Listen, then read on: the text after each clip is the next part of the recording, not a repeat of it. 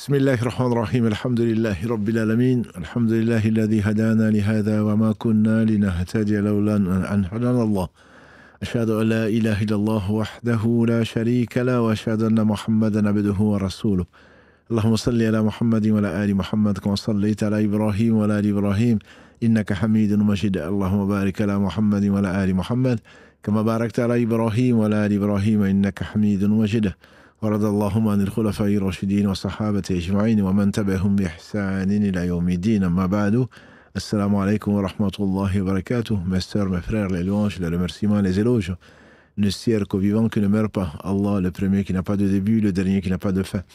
L'apparent, le dominant, le subtil. Nous le louons, nous revenons vers lui repentants.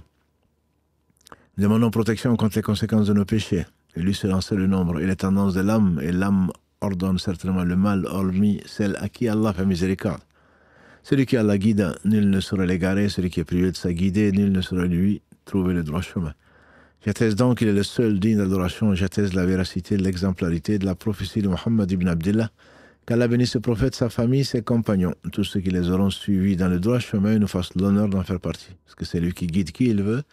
Et il est juste, subhanahu wa ta'ala. Qu'Allah nous fasse vivre musulmans, mourir soumis à lui, subhanahu wa ta'ala, nous accorde le paradis sans jugement. Ensuite donc, bienvenue mes frères et sœurs dans votre émission préférée, l'Islam au quotidien, donc du lundi, où nous essayons d'aborder quelques sujets donc, qui nous concernent directement, pas terre à terre, mais des sujets profonds certainement, et qui perturbent plus d'un. Et ceci certainement est un signe de foi de la part de ceux qui veulent être informés sur leur religion, ou après, avant, pendant ou après, donc certains actes qui sont obligatoires en particulier. Qu'Allah subhanahu wa ta'ala soit loué d'inspirer ses serviteurs malgré la désobéissance, malgré donc leur non-négligence et notre insouciance surtout du jour du jugement dernier. Qu'Allah nous fasse miséricorde, ainsi qu'à ceux que nous avons dévancés dans la foi. Donc aujourd'hui, j'ai compromis à un frère qui est muezzin, qui fait l'adhan, dire quelques mots, détailler un peu qu'est-ce que c'est que l'appel à la prière. Vous vous en souvenez certainement que le prophète sallallahu alayhi wa sallam, quand il est arrivé à Madina, alors qu'à Makkah, ils se cachaient et ils avaient des mots de passe. Quand il y avait 2 prières par jour, avant l'Isra ou le Mi'raj, et donc ils allaient dans la maison d'Arkan ibn Arkan, à côté de Safa, à la Mecque, à côté de la Kaaba, et donc ils se retrouvaient là, sans heure précise. Après, quand ils sont arrivés à Médine, après qu'Allah les a délivrés de l'injustice des polythéistes et qu'il leur a donné la force d'abandonner ce qu'ils aimaient, meubles et immeubles, femmes et enfants, pour rejoindre l'agrément d'Allah subhanahu wa ta'ala. Quand ils ont fait ce déplacement, cette hijra, le prophète sallallahu alayhi wa sallam a eu donc autour de lui un certain nombre de gens sincères qu'on appelle les muhajiroun, qui ont abandonné donc leur passion, qui ont abandonné leur famille pour rejoindre Médine, où le prophète sallallahu alayhi wa sallam allait les rejoindre. La prière étant centrale, ils se sont posé la question, mais comment est-ce que on va se retrouver? Comment est-ce qu'on va savoir que c'est l'heure de la prière? Et parmi les compagnons du prophète sallallahu alayhi wa sallam, il y a un qui a fait un rêve, et dans le rêve, il a vu quelqu'un qui avait un corps dans lequel, ou une trompette si vous voulez, dans lequel on soufflait. Il lui a dit, vends-moi cette trompette-là. Il dit, pourquoi? Il dit, parce que j'ai envie d'appeler à la prière. Il dit, est-ce que tu ne veux pas que je te dise mieux que ça? Dis Allah Akbar, Ashhadu an la ilaha illallah, la formule que nous connaissons aujourd'hui. Réveillé, il est venu voir le prophète sallallahu alayhi wa sallam. Il y a 3 types de rêves, comme vous le savez. Un rêve venant d'Allah qui t'apaise le cœur. Tu remercies Allah, tu le dis aux gens que tu aimes. Et un rêve qui vient du subconscient à force de penser à une chose. Et un rêve qui est un cauchemar, qui vient de Satan pour t'attrister. Donc ce rêve dont on parle est forcément un rêve pieux, un 46e de la prophétie. Et donc il est venu voir le prophète sallallahu alayhi wa sallam, et il lui a donc raconté ce qu'il a vu en songe. Et le prophète sallallahu alayhi wa sallam lui a dit, enseigne ça à Bilal.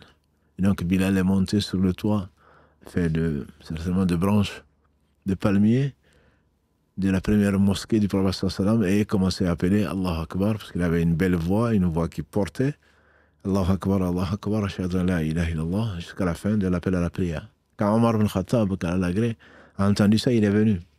Il est venu précipitamment en disant, moi aussi, j'ai fait un rêve qui m'a dit ceci, cela. Et le prophète sallam a dit, certainement, cela vient de notre Seigneur Allah subhanahu wa ta'ala. Donc ça c'est historiquement, pour ceux qui l'auraient oublié. Quel est le statut de l'adhan? L'adhan, appelé à la prière, c'est un don, c'est un cadeau divin. Au jour du jugement dernier, celui qui appelle à la prière est celui qui aura le coup le plus long, comme l'a dit le prophète sallallahu alayhi wa sallam. Ça a été interprété par les savants de deux façons. Soit, effectivement, il sera vu de tout le monde, soit il aura ramassé tout ce qu'il peut ramasser. En effet, quand quelqu'un fait l'appel à la prière, même sans micro, parce que ça n'existait pas avant, toutes les personnes qu'il a appelées à Allah et qui viennent ou pas, toutes ces personnes vont témoigner pour lui. Et en plus de cela, toutes les personnes qui viendront pour prier, il aura la récompense de cela. C'est la raison pour laquelle, s'il y avait un tirage au sort à faire, certainement on l'aurait fait pour être mieux-un. Allah a doté chacun de bienfaits.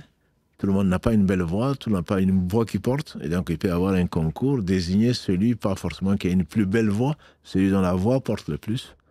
Et donc, alhamdulillah, c'est quelqu'un qui doit être, il a également cette opportunité d'être présent avant les autres. Et tout le temps qu'on attend la prière, on est en prière. Donc il faut qu'ils soient avant, souvent ce sont eux qui ouvrent la mosquée, ils sont parfois payés pour cela. Je crains que cela diminue leur récompense, mais dans nos pays, certains le font gratuitement et qu'Allah les récompense par le meilleur. Mais ça oblige, bien entendu, à avoir soit un travail indépendant et être exigeant avec soi-même et être souvent à la mosquée tôt et qu'Allah les récompense par le meilleur. Donc ensuite, quel est le statut de cette adoration? Certains disent que c'est une obligation, mais l'avis probablement le plus fort, c'est un fard kifai, c'est-à-dire c'est une obligation qui est collective. Si certains le font, les autres ne sont pas fautifs, n'ont pas de péché, mais si personne ne le fait, il y aurait un péché pour le village ou pour le quartier où on l'entend. Et le prophète sallallahu alayhi wa sallam, quand il y avait une expédition, il demandait toujours d'attendre l'appel à la prière, le matin par exemple. Si on entendait l'appel à la prière, il n'y avait pas à s'opposer à ces gens, puisque c'était des musulmans. S'il n'y avait pas l'appel à la prière, à ce moment-là, à l'heure de la prière du matin, à ce moment, il pouvait donc leur proposer l'islam. Sinon, la jizya, si c'était des gens du livre, donc l'impôt, entre guillemets, prélevé pour les non-musulmans qui acceptaient les lois de l'islam, mais qui n'étaient pas obligés d'être musulmans, bien entendu. Il n'y a pas de contrainte en matière de religion, et qui payaient un impôt qui est bien plus faible d'ailleurs que la zakat. Et ils sont assurés de la protection d'Allah subhanahu wa ta'ala, puis des musulmans, si la cité devait être envahie, etc. Donc, et sinon alors, c'était la guerre. Donc, l'avis le plus fort serait que c'était un fard kifai, donc une obligation collective. Ça, c'est pour un groupe, donc un village, un quartier, etc. Quand on est seul, on n'est pas obligé de le faire. On n'est pas obligé de faire l'adhan, mais c'est quelque chose qui est conseillé dans la mesure où ce n'est que de l'appel, ce n'est que du dhikr. Allahu Akbar, Allahu Akbar. Ashhadu an la ilaha illallah, ashhadu anna Muhammad Rasulullah, hayya ala salah, hayya al falah. Donc c'est du dhikr. On appelle à Allah subhanahu wa ta'ala qui dit dans la sourate 41, وَمَنْ أَحْسَنَ قَوْلًا مِمَّنْ دَعَا إِلَى اللَّهِ وَعَمِلَ صَالِحًا وَقَالَ إِنَّنِي مِنَ الْمُسْلِمِينَ. Est-ce qu'il y a mieux? Y a-t-il meilleur homme que celui qui appelle à Allah et qui dit je suis musulman? Donc s'il dit Ashhadu an la ilaha illallah, hayya ala salah, venez à la prière, hayya ala falah, venez au bien. Bien entendu, il appelle à Allah, il appelle au bien. Et il dit qu'il est musulman puisqu'il dit Ashhadu an la ilaha illallah, ashhadu anna Muhammad Rasulullah. C'est l'une des explications donc de ce verset de la sourate 41. Et l'autre explication, c'est qu'il s'agit de celui qui appelle à Allah subhanahu wa ta'ala, les prophètes bien sûr, avant tout. Ensuite, les gens qui ont emboîté leur pas une faveur d'Allah sur eux. Donc le prophète sallallahu alayhi wa sallam a dit à un berger ou à un bédouin, quand tu seras seul au milieu de tes troupeaux, ou dans le désert, et que tu feras l'appel à la prière, élève bien la voix en le prononçant cet appel, car aussi loin que porte ta voix, la voix du muezzin, quiconque l'entendra, djinn, homme ou tout être, même un objet, ne manquera pas de venir témoigner pour toi au jour de la résurrection. Hadith rapporté par l'imam al-Bukhari. Il ne s'agit pas, bien entendu, de crier à tue-tête pour appeler à la prière, mais même si tu es seul, il est conseillé, puisqu'au moins les anges écrivent que tu as dit Allahu Akbar, et Allah seul sait quelle est la valeur. C'est au moins une sadaqa, shahadu an la ilaha illallah, il n'y a pas mieux, etc. Donc le fait même de le faire seul, à voix basse ou élever un peu la voix, même quand on est seul, c'est permis, c'est même recommandé, c'est recommandé. Le frère qui pose la question pose les formules. Est-ce qu'il a entendu, il n'a pas de preuve, mais il y a le hadith de Abu Mahdhoura qui dit que le prophète sallam lui a enseigné l'appel à la prière, qui a dit Allahu Akbar, Allahu Akbar. Ensuite, il s'est tué, Ashhadu an la ilaha illallah, Ashhadu an la ilaha illallah, Ashhadu anna Muhammad Rasulullah, Ashhadu anna Muhammad Rasulullah. Abbas voit le mieux. Ensuite, Ashhadu an la ilaha illallah, Ashhadu an la ilaha illallah, Ashhadu anna Muhammad Rasulullah, Ashhadu anna Muhammad Rasulullah, jusqu'à la fin de l'appel. Donc la formule existe, il y a plusieurs formules. La formule la plus connue, rapportée par les références en matière de hadith, c'est Allahu Akbar 4 fois. C'est celle qui est la plus connue. Allahu Akbar, Allahu Akbar, Allahu Akbar, Allahu Akbar. Ashhadu an la ilaha illallah, Ashhadu an la ilaha illallah 2 fois. Ashhadu anna Muhammad Rasulullah, Ashhadu anna Muhammad Rasulullah 2 fois. Hayya ala salah, Hayya ala salah, Hayya ala al-falah, Hayya ala al-falah, Allahu Akbar, Allahu Akbar, la ilaha illallah. Voilà la formule la plus connue, mais ce n'est pas la seule, il y a des variantes, on ne va pas rentrer dans les divergences de ce point de vue-là. Et celui qui entend le muezzin, qu'est-ce qu'il doit faire? Celui-là, il est conseillé de répéter, pour avoir la même récompense que le muezzin. Imagine un muezzin fier du choix que Allah a fait de lui, et donc le muezzin va avoir les récompenses de toutes les personnes qui ont entendu son appel et venir. Et toi, tu vas avoir la même récompense si tu entends, tu prêtes l'oreille, au lieu d'être en train de jouer sur ton téléphone ou autre chose, ou d'écouter autre chose. Le muezzin parle et toi, tu es là, il est en train d'appeler à la prière. Mais tu viens de manquer un pactole de bonnes actions. Ce que tu dis, le muezzin dit Allahu Akbar, tu répètes après le muezzin. Sauf quand il arrive, Hayya ala salah, le prophète sallallahu alayhi wa sallam a dit de répéter les paroles du muezzin. Quand il arrive à Hayya ala salah, tu dis la hawla wa la quwwata illa billah. Hayya ala al-falah, la hawla wa la quwwata illa billah, donc le hawqala, et qui a un sens.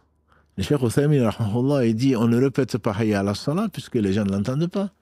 Mais quand il dit Hayya ala salah, venez à la prière, le prophète alayhi salatu wassalam a dit qu'il faut dire la hawla wa la quwwata illa billah. Il n'y a de mouvement et de force que par Allah.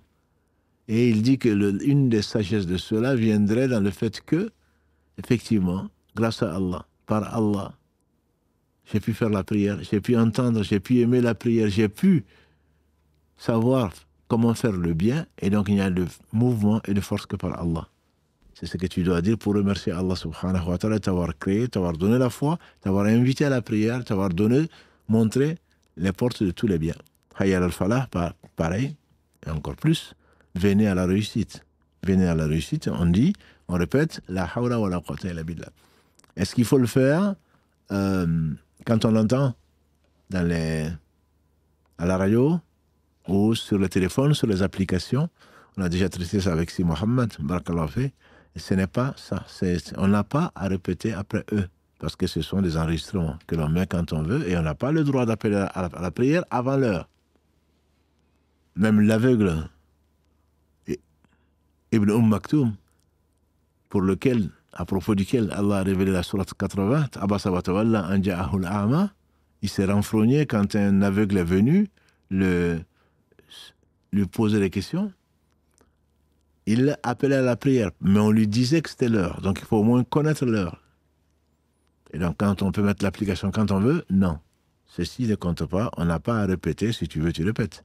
Mais tu n'as pas à répéter, donc à suivre une manière particulière, puisqu'il n'y en avait pas à ce moment-là, et que ça n'a pas de sens, puisque ça sonne, c'est pour ton téléphone, pour qu'il n'y ait pas de musique à la place, ou c'est pour autre chose. Voilà, donc on n'est pas obligé de le faire. Par contre, quand on entend l'appel à la prière réellement, il est bon, il est recommandé donc de répéter. Dans cet appel à la prière, comme vous le savez, en tout cas les gens qui sont matinaux, quand pour la prière du subh, quand ils arrivent hayya ala salah, hayya ala falah, il y a cette formule as-salatu khayrun minan naum. Comme pour réveiller les gens, la prière c'est tellement meilleur que le sommeil. Pour tirer les gens, et dans les pays africains en particulier, pas que, les muezzins appellent avant l'heure de la prière, et quand vraiment l'heure de la prière rentrait, disent à ce moment-là, comme pendant le ramadan, ça se faisait, c'est après l'heure, avant, quand l'heure de la prière rentrait, à ce moment, ils disaient as-salatu khayrun minan naum. Et on dit dans certains dialectes, on a appelé la salat. C'est-à-dire que as-salatu khayrun minan naum dit maintenant l'aube est arrivée, donc arrêtez de manger et venez à la prière. Donc ça, ce sont des pratiques qui sont sunna. Et également, il est permis, quand il pleut abondamment ou les conditions météorologiques sont rudes, il est arrivé au prophète sallallahu alayhi wa sallam, quand le muezzin est arrivé, hayya ala salah, hayya ala falah, priez chez vous. C'est une permission pour que les gens ne sortent pas et qu'ils affrontent donc des conditions météorologiques difficiles. Eux, ils peuvent prier chez eux, mais ceux qui sont dans la mosquée, bien entendu, restent dans la mosquée et généralement, on va rassembler le dohr avec l'asr pour ne pas avoir à revenir pour ceux qui sont dans la mosquée, bien sûr, pas pour ceux qui sont chez eux, puisqu'ils n'ont pas d'excuses. Ils sont chez eux, il n'y a pas de conditions météo qui les empêcheraient de prier à l'heure. Mais ceux qui sont à la mosquée, le prophète sallallahu alayhi wa sallam permettait de faire le dohr avec l'asr, le maghrib avec l'isha, pour qu'ils aillent une seule fois, qu'ils n'aient pas à revenir jusqu'à. Voilà, mais ceux qui sont à la maison, bien entendu, n'ont pas cette excuse-là. Le prophète alayhi salatu wassalam, il a dit, si vous entendez le muezzin, répétez ce qu'il dit, puis priez pour moi. Celui qui prie pour lui, Allah prie 10 fois pour la personne. Et il est vraiment avare, insouciant, celui qui entend parler de lui, et il a prié Allah subhanahu wa ta'ala pour qu'il soit humilié, celui qui entend parler de lui et qui ne prie pas sur lui. Donc la prière n'est pas une prière particulière enseignée par un marabout ou un saint. Le prophète sallallahu alayhi wa sallam, Allah dit dans le verset 56 de la sourate 33, Inna Allah wa malaikatahu yusalluna ala nabi, ya ayyuhalladhina amanu, sallu alayhi wa sallimu taslima. Allah et ses anges prient sur le prophète. Ô vous qui croyez, priez sur lui et saluez-le de salutations. Quand ce verset a été révélé, et bien entendu, les croyants savaient qu'Allah s'adressait à eux, puisqu'il les appelait « Ô vous les croyants ». Donc il leur voulait du bien, et Allah ne fait que le meilleur. Et ils étaient là, pas « Ah oui, mais Dieu a dit ça ». Non, Allah a dit ça, donc il faut le mettre en pratique. Sami'ana wa ata'na, nous avons entendu, nous avons obéi. Allah a dit que Allah et ses anges prient sur le prophète, donc il n'a besoin de rien, ni de personne. Ô vous les croyants, associez-vous à ça. Et donc ils ont dit, Ya Rasulallah, sallallahu alayhi wa sallam, nous savons comment te saluer. On dit, Salamu alayka ayyuhan nabi. Mais comment prier sur toi? Il s'est tu. Et Allah a révélé ce qu'il a révélé. Il a dit, Qulu, dites, Allahumma salli ala Muhammadin wa ala ali Muhammad, comme sallayta ala Ibrahim wa ala ali Ibrahim, avec au moins une demi-douzaine de variantes. Et donc, c'est de ça dont il s'agit. Priez sur moi, celui qui prie sur moi, et Allah prie sur lui, ça, il le bénit, il lui fait miséricorde, 10 fois plus que ce qu'il a voulu pour le prophète sallallahu alayhi wa sallam. Demandez ensuite, a-t-il dit, à Allah de m'accorder, le très haut, de m'accorder le degré le plus haut, qui est al-wasila.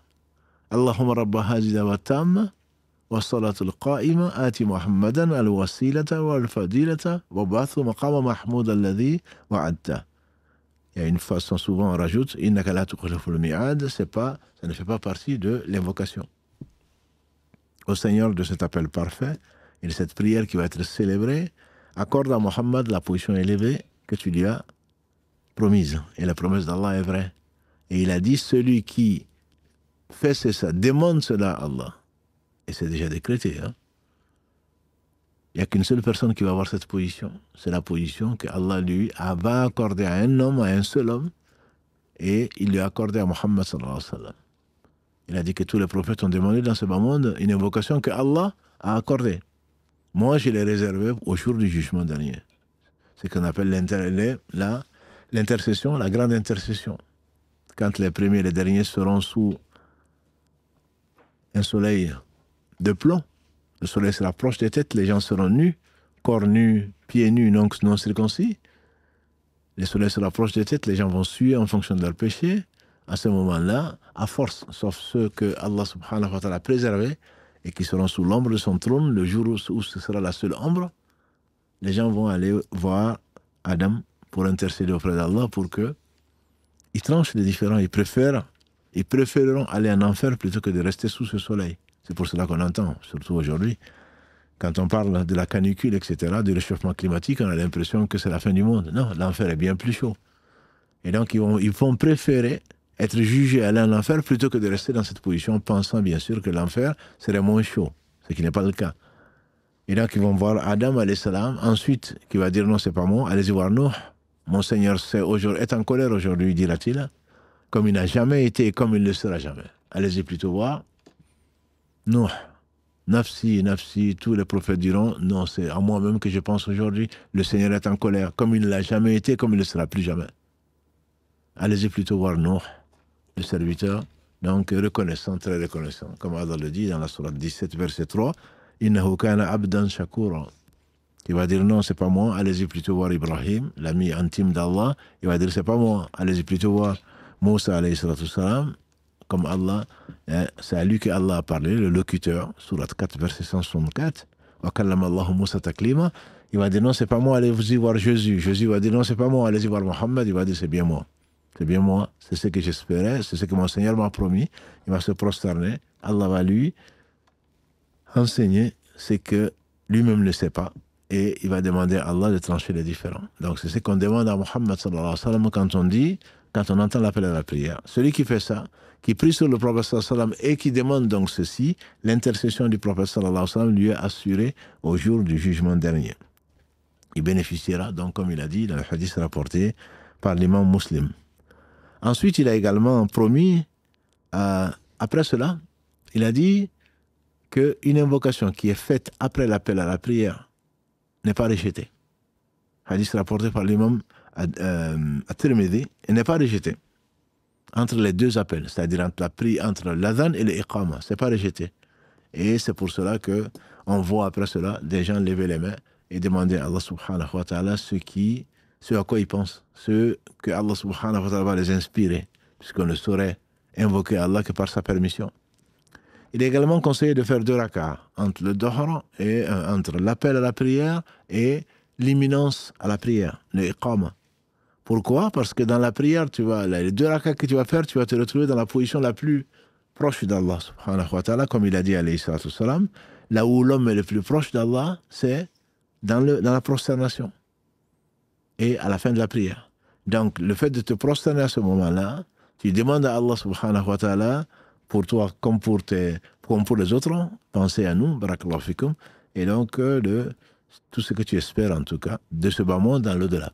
Donc, il est conseillé de faire 2 rak'ahs entre l'appel à la prière et l'iqama, y compris après le Maghreb. Je dirais même particulièrement au Maghreb.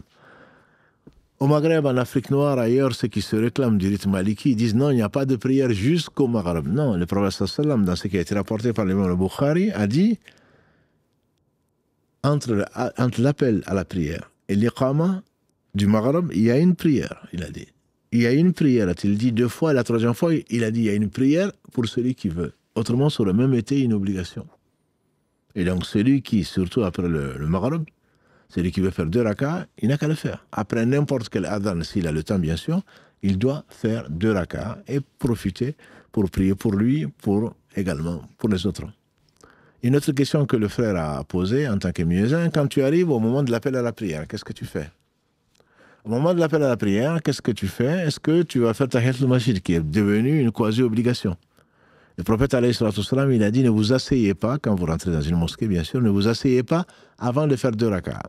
Donc c'est devenu une quasi-obligation qui amène notamment les Hanbalites à l'imposer, même quand l'imam est sur le mimbar, contrairement aux Malikis qui disent qu'il faut s'asseoir. Leur raison, la preuve, c'est que le prophète sallam était un jour meilleur qu'aujourd'hui sur le mimbar. Et quelqu'un est venu, il s'est assis.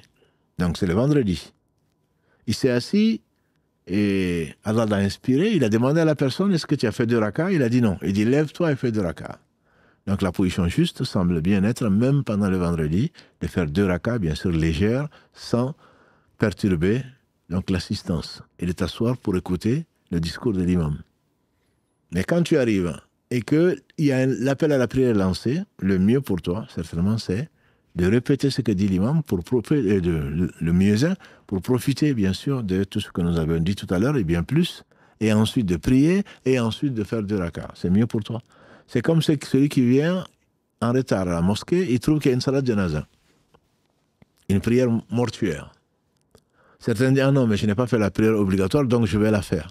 Non, tu te trompes, parce que tu as laissé passer une occasion que tu ne vas pas rattraper. Alors que la prière obligatoire, tu l'as ratée en groupe, mais tu peux la faire jusqu'à la prière qui suit.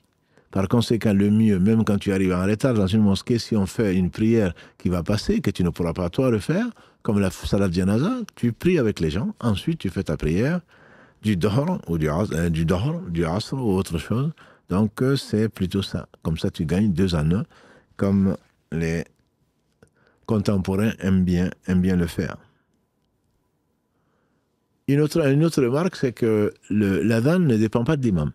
Il y a des horaires de prière qui sont souvent affichés dans nos mosquées. C'est le muezzin qui détermine. Il n'a pas besoin de demander la permission à l'imam de faire. Est-ce que je peux appeler à la prière? Non. Par contre, si tu viens de voyage ou tu es quelque part, il faut une organisation. Il y a des responsables de la mosquée. Tu ne viens pas comme ça parce que j'ai une belle voix ou parce que j'ai envie de le faire. Si tout le monde le faisait, il n'y aurait pas d'organisation. Donc là, ce que tu vas faire, c'est une fitna. Mais le muezzin attitré par la mosquée ou par l'association qui l'a désigné doit être respecté. S'il n'est pas là, ils ont prévu un muezzin adjoint qui va le faire. Sinon, ça va être la guerre et ça va être une fitna qui, comme on le sait, est très grave. Voilà. Donc ça va perturber un trouble. Tout le monde va vouloir le faire. Non, non, pourquoi toi? Pourquoi pas moi? Non, non, c'est celui-là, il est de meilleure voix que toi, etc. Donc il y a une organisation qu'il faut respecter. Par contre, l'appel à l'imminence à la prière, iqama, c'est l'imam qui le fait. Si on a décidé, par exemple, qu'après la prière, après l'appel à la prière, il n'y a pas de temps, puisque en Europe, par exemple, le Isha en été peut être à minuit, comme à 11h30, etc. Si l'imam décide qu'il n'y a pas de temps pour faire 2 raka'ah, ce qui n'est pas une obligation, comme vous le savez, à ce moment-là, c'est lui qui dit appel à la prière. Quand l'imam est occupé ou ils ont décidé ensemble qu'il y a 10 minutes entre le premier appel et le deuxième appel, alors là, c'est l'imam qui dit qu'il faut faire l'appel. Là, le deuxième appel est dicté par l'imam. Le premier est pris et de la responsabilité du muezzin. Alors que le muezzin doit attendre que l'imam lui dise de faire l'imminence de la prière pour pouvoir appeler. Ça, ce n'est pas de son ressort. Il y a certainement d'autres choses à dire dessus, mais j'espère avoir répondu à quelques interrogations donc, de ce frère et de bien d'autres. qu'Allah nous fasse profiter de ce qu'il nous a enseigné, notamment. Donc c'est une pratique, même tout seul, qui est importante, même en retard. Il est arrivé au prophète sallam quand ils étaient en voyage, qu'ils aient raté que le soleil, qu'ils soient endormis et que le soleil soit levé. Ils ont fait ils ont fait les ablutions, l'appel à la prière, et ensuite ils l'ont fait. Donc même quand on fait une prière en retard, avec des excuses, pour sommeil ou pour oubli, l'appel à la prière est conseillé, pour le moins conseillé. Donc même quand on va faire des raccourcissements, le regroupement de la prière, il est conseillé de le faire. Mais si on ne le fait pas, si on l'a pas, si on l'a oublié, parce que certains, ah oui, il faut que je refasse la prière parce que je n'ai pas fait l'iqama, je n'ai pas fait le adhan. Non, c'est parce que tu ne connais pas ta religion, tu ne connais pas ta prière. Non, en réalité, ce n'est pas une obligation. Donc si tu dis Allahu Akbar, surtout, n'arrête pas. Takbir al-ihram, tu es rentré dans la prière, tu n'as pas à l'arrêter pour faire quelque chose qui n'est pas une obligation, qui est recommandé certes, mais qui n'est pas une obligation. Voilà, donc je m'arrêterai là, Inch'Allah, pour ce petit résumé et cette question, entre guillemets, de la semaine, comme le dirait Karim, qu'Allah le bénisse. Donc je vais prendre quelques questions également de fiqh. Non, je n'avais pas vu. Alors, Donc, Karim me fait passer un message, avant toute chose, mail dans la semaine avec le numéro de téléphone, si la personne peut échanger avec l'imam dans l'émission, sinon la question est traitée à l'écrit. Oui, effectivement, il y a une question qui a été posée par une sœur, et donc qui a écrit Islam au quotidien. Si on dit Islam au quotidien, on a dit que certains trichent, ils mettent comme objet Islam au quotidien, en réalité c'est autre chose. Donc ce ne sont que les questions qui intéressent nos frères et nos sœurs, la famille, qui doivent être posées ici. Donc la sœur a écrit et on pensait, Karim et moi, et Karim surtout, qu'on allait traiter la question dans l'émission. Mais après, elle a mis qu'il fallait répondre à la question à l'écrit. Est-ce que c'est trompé? Mais en tout cas, si elle veut échanger avec l'islam, avec l'imam dans l'émission, donc il faut qu'elle le précise en tout cas. Et dans la semaine, il faut que dans la semaine, les gens qui veulent être contactés, qui veulent directement échanger avec l'imam, dans cette émission-là, laissent un numéro de téléphone. Qu'ils le disent certes, mais également qu'ils laissent un numéro de téléphone pour qu'on puisse les contacter. Karim va les contacter, Inch'Allah, avec le numéro de téléphone. Si vous ne laissez pas le numéro de téléphone, vous ne pourrez pas intervenir. Donc, sans qu'on le sache, comme on l'a déjà dit depuis maintenant un mois, quand on a repris donc les émissions. Nous prenons de moins en moins donc, de questions via les commentaires, parce qu'il y en a énormément. Et donc, nous afficherons la semaine prochaine, Inch'Allah, l'adresse mail durant l'émission pour envoyer les questions. Il y a beaucoup de questions et vous nous pardonnerez, Inch'Allah, de ne pas pouvoir répondre à toutes les questions, même si aujourd'hui, l'islam au quotidien est passé pratiquement de 1 heure à 2 heures. Voilà, donc il y a beaucoup de questions très intéressantes, on n'en doute pas. Et on vous remercie pour votre confiance, mais on ne peut pas tout traiter et parfois c'est des semaines que ça prend. Donc soit vous cherchez et vous trouverez, Inch'Allah, la réponse ailleurs, soit alors vous patientez si vous préférez avoir notre réponse, qu'on espère être celle de l'islam. Avant de passer également, il y a cette annonce donc, qu'on a oubliée, ça fait 2 semaines maintenant, Karim. De lundi, il y a une sœur qui a parlé de son mari qui travaille en cybersécurité et qu'ils ont dépensé pratiquement 14 000 de formation et ne trouvent toujours pas de travail. Et donc, sur YouTube, il y a un frère qui a proposé un travail et simplement, il a mis son pseudo, comme vous aimez bien le faire. Donc, on ne peut pas le contacter. Si le frère peut laisser donc, en privé son numéro de téléphone ou son contact, mail ou autre chose, pour que qu'on puisse le donner à la sœur, pour que la sœur puisse la contacter directement, parce que bon, il arrive à la fin, je pense, de son chômage et la sœur également. Donc, ils ont quelques soucis, à moins que Allah ait décrété que ce souci sera réglé par une autre voie. Donc, le frère qu'Allah le récompense pour sa proposition. C'est pas bien sûr, c'est pas France Emploi ici, mais si on peut aider quelqu'un, notamment avec les invocations, on le fera. Et le frère spontanément s'est proposé donc pour aider la famille. Donc s'il le veut, qu'il laisse en privé son numéro de téléphone ou son contact, quel qu'il soit, Inch'Allah, pour qu'on essaye de faire passer le message.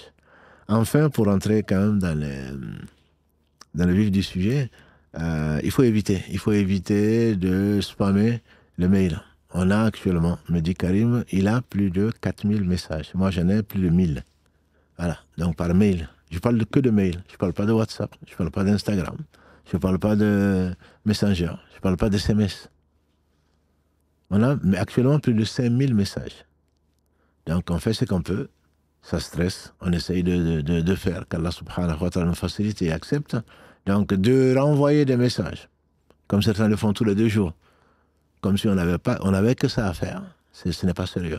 C'est pas non plus, ça ne va pas du tout nous encourager à traiter le sujet. Parce que c'est quelqu'un d'impatient et qui trouve la solution ailleurs. Et souvent, on voit des points d'interrogation dans les Instagram, dans le reste. Et ceux qui me connaissent savent de quoi il s'agit. Et dans les SMS, alors, c'est pas respectueux. 2, c'est ne pas savoir qu'on peut oublier. Il se peut qu'on mange un peu. Il se peut qu'on soit occupé. Il se peut qu'on soit en live, il se peut qu'on ait des soucis familiaux ou autre chose, qu'on soit malade, tout simplement. Comme si on était là, des fonctionnaires, même pas des fonctionnaires, même les fonctionnaires ont des horaires. Ils envoient des messages à 23h et puis le lendemain, si c'est à 7h du matin, ils vont t'envoyer 2 points d'interrogation pour ne pas dire plus. Et alors, qu'est-ce que tu fais? Qu'est-ce que tu attends pour me répondre? C'est pas sérieux. Quelle que soit l'importance et l'urgence de la question, si on ne la traite pas, c'est qu'on n'est pas en capacité de le faire. Et Allah est témoin qu'on essaie de faire ce qu'on peut. Voilà, ce sera donc pour l'instant les remarques, je pense, importantes. J'avais dit la dernière, bon, ce sera la dernière. Sinon, je vous dirais que les inscriptions pour la conférence du 23 et celle du 24, ça a été ouvert à minuit, dimanche, à 0 heure plutôt, et le matin, il n'y a plus de place.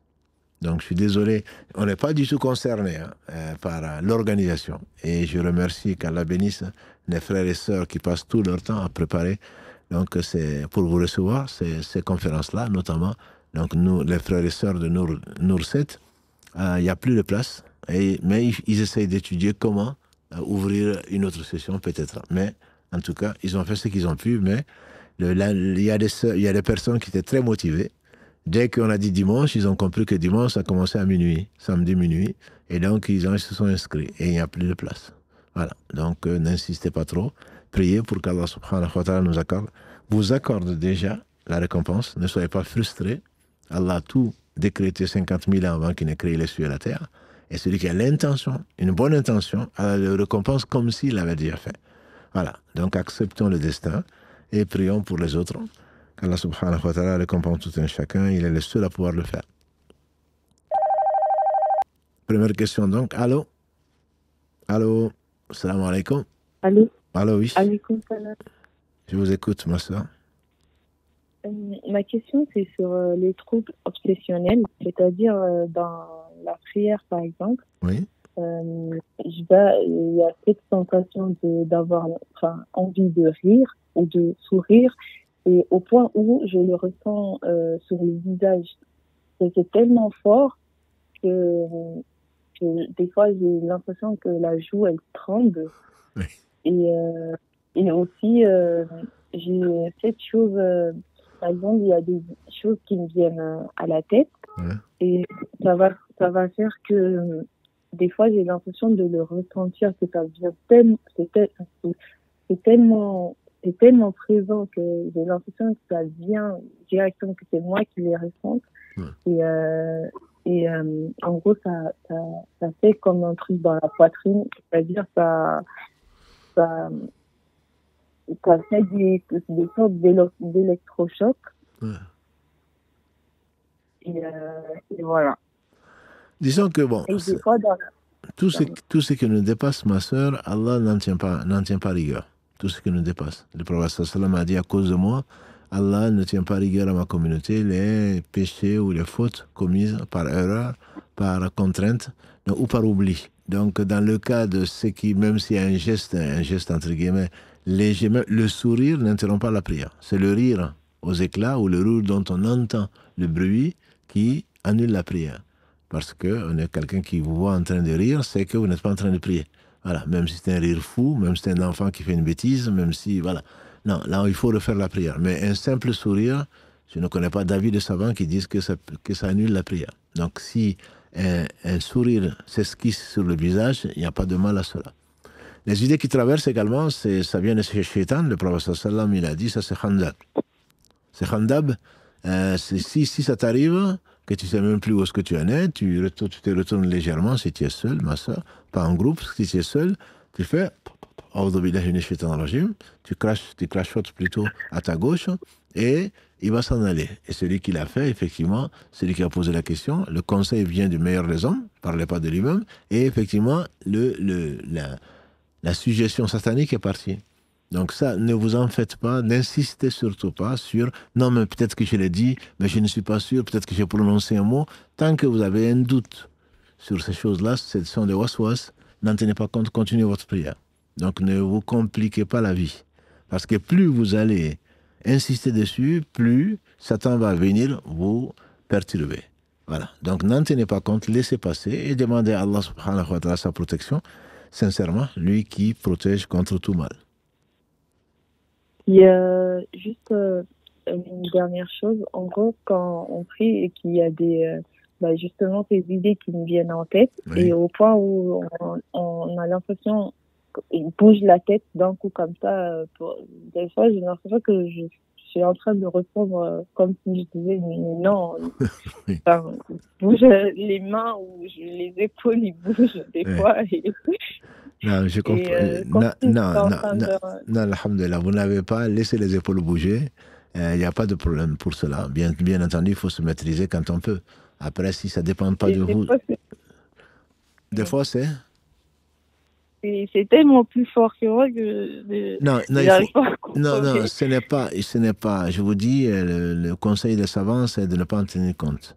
Après, si ça va au point de faire des mouvements qui dépassent la prière, quand je dis qui dépassent, si vous avez envie de vous gratter, par exemple, aucun savant ne dira que le fait de se gratter, et mieux vaut le faire d'un seul coup plutôt que deux. Et même ça, quand on a des morves qui descendent, par exemple, il est mieux de l'essuyer plutôt que ça descende. Quand on pleure, et tant mieux.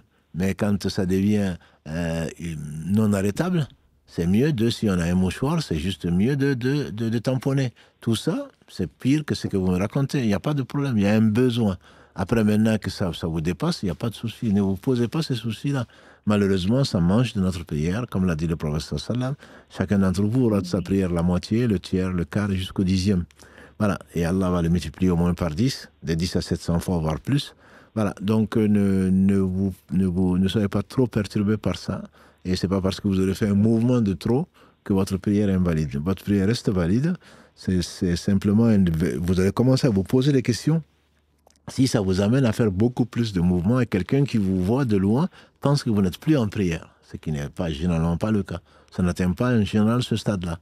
Tant que vous êtes encore en place et qu'une main bouge ou que vous haussez des épaules, il n'y a pas de problème. D'ailleurs, je ne sais pas si vous le voyez, des gens prier, souvent ils se balancent, surtout quand ils lisent le Oui. Coran. Ça, il n'y a rien de mal à cela, si ce n'est pas fait exprès, bien sûr. Si c'est fait exprès, ça devient une danse. Ça invalide. Mais en le faisant, parce que c'est comme ça qu'on se concentre plus, et bon, ça devient un réflexe, il n'y a pas de problème pour cela, à ma connaissance. Et qu'Allah vous facilite la Et vie. même avec l'expression de visage, par exemple, froncer le visage quand il y a un truc qui... Ma soeur, vous n'avez pas de glace, vous n'avez pas de miroir devant vous. Voilà. Voilà. Si vous regardez dans la glace, c'est autre chose. Si vous ne regardez pas dans la glace, l'expression, vous la sentez que le visage a changé d'expression, ce n'est pas un problème. Ce n'est pas un problème. Okay. Je vous dis, même sourire, vous savez que vous avez souri, ce n'est pas un problème. C'est le rire qui vient invalider la prière. Okay. Qu'Allah vous facilite. Hein. Amin. Amin. Barakallahu fik. Allah yabarak. Wa alaykum salam wa rahmatullah. Salam alaikum wa rahmatullah wa barakatuh. J'ai 3 questions. On va commencer par les 2 sur la prière. Doit-on refaire le salam final après les 2 prosternations de l'oubli qui se font après le salam ou bien sujoud, Rabbi Firli, sujoud suffisent? Non. Quand on a terminé la prière, quand on dit salam alaikum, en général, on a rajouté quelque chose à la prière, soit une raka, soit un sujoud, soit autre chose. Et la prière est complète, c'est ce qu'on appelle le sujoud ba'di. C'est après le salam. Donc, quand on a fini le salam, on a fait le salam, on va dans la prosternation. Et il n'y a rien qui permette, en tout cas qui suggère, de dire autre chose que ce qu'on dit dans la prière normale. Subhana Rabbiyal A'la, ou l'équivalent. On se relève, Rabbi Ghfirli, Seigneur pardonne-moi, on repart, Subhana Rabbiyal A'la, et on s'assoit. Et il faut effectivement faire le salam. Quand on n'a pas fait le salam, on est toujours en prière. On est toujours en prière. Donc, on termine, on dit salam alaikum. On peut s'arrêter à droite, assalamu alaikum. Il y a 4 façons qui ont été légiférées pour le salam. Le prophète sallam a dit assalamu alaikum devant, une fois. Il a dit assalamu alaikum wa rahmatullah, assalamu alaikum, à gauche. Il a dit assalamu alaikum wa rahmatullah, assalamu alaikum wa rahmatullah. Il a dit également assalamu alaikum wa rahmatullahi wa barakatuh, à droite, et assalamu alaikum wa rahmatullah. Voilà, donc ce sont les 4 façons qui ont été légiférées. Peu importe, après, ta prière est complète. Après, même si tu t'en rappelles, disent le savant, même un an après que tu avais rajouté quelque chose pour réparer la prière elle est complète. C'est un défi, c'est un défi au shaitan. Mais néanmoins, quand tu fais 2 prosternations, tu finis par salam alaikum. Au moins salam alaikum, et là, ça, il faut le faire, ma soeur. Deuxième question, si on fait le witr, en 3 rakas, 2 plus 1, doit-on faire la salat Ibrahimi et le salam à la fin de la deuxième raka, ou bien se lève-t-on pour la troisième raka, juste après le tashahhud. Donc cela ressemble à la prière du maghrib. Alors, le witr déjà, comme tu le dis, en 3 rakas. Toi, tu sais de quoi on parle. Mais quand tu demandes finalement aux gens, ils vont dire c'est shaf le witr. C'est le père et l'impair. Non, c'est le witr. Le prophète sallam de son temps, la définition de le fiqh, c'est le witr, c'est l'impair. Donc chaque fois que ça dépasse 1, c'est forcément 3, 5, 7, etc. Il y a forcément du pair dedans. C'est décomposable en pair et impair. Sauf si c'est une raka. Donc toi, tu dis bien si tu fais 3 rakas. C'est qu'on dit le shaf et le witr, en fait, c'est le witr en 3 rakas, comme tu l'appelles. Est-ce qu'on doit faire la prière Ibrahimi et le salam à la fin de 2 rakas? Ou alors, on fait juste comme le maghrib. Il n'est pas permis de faire comme le maghrib.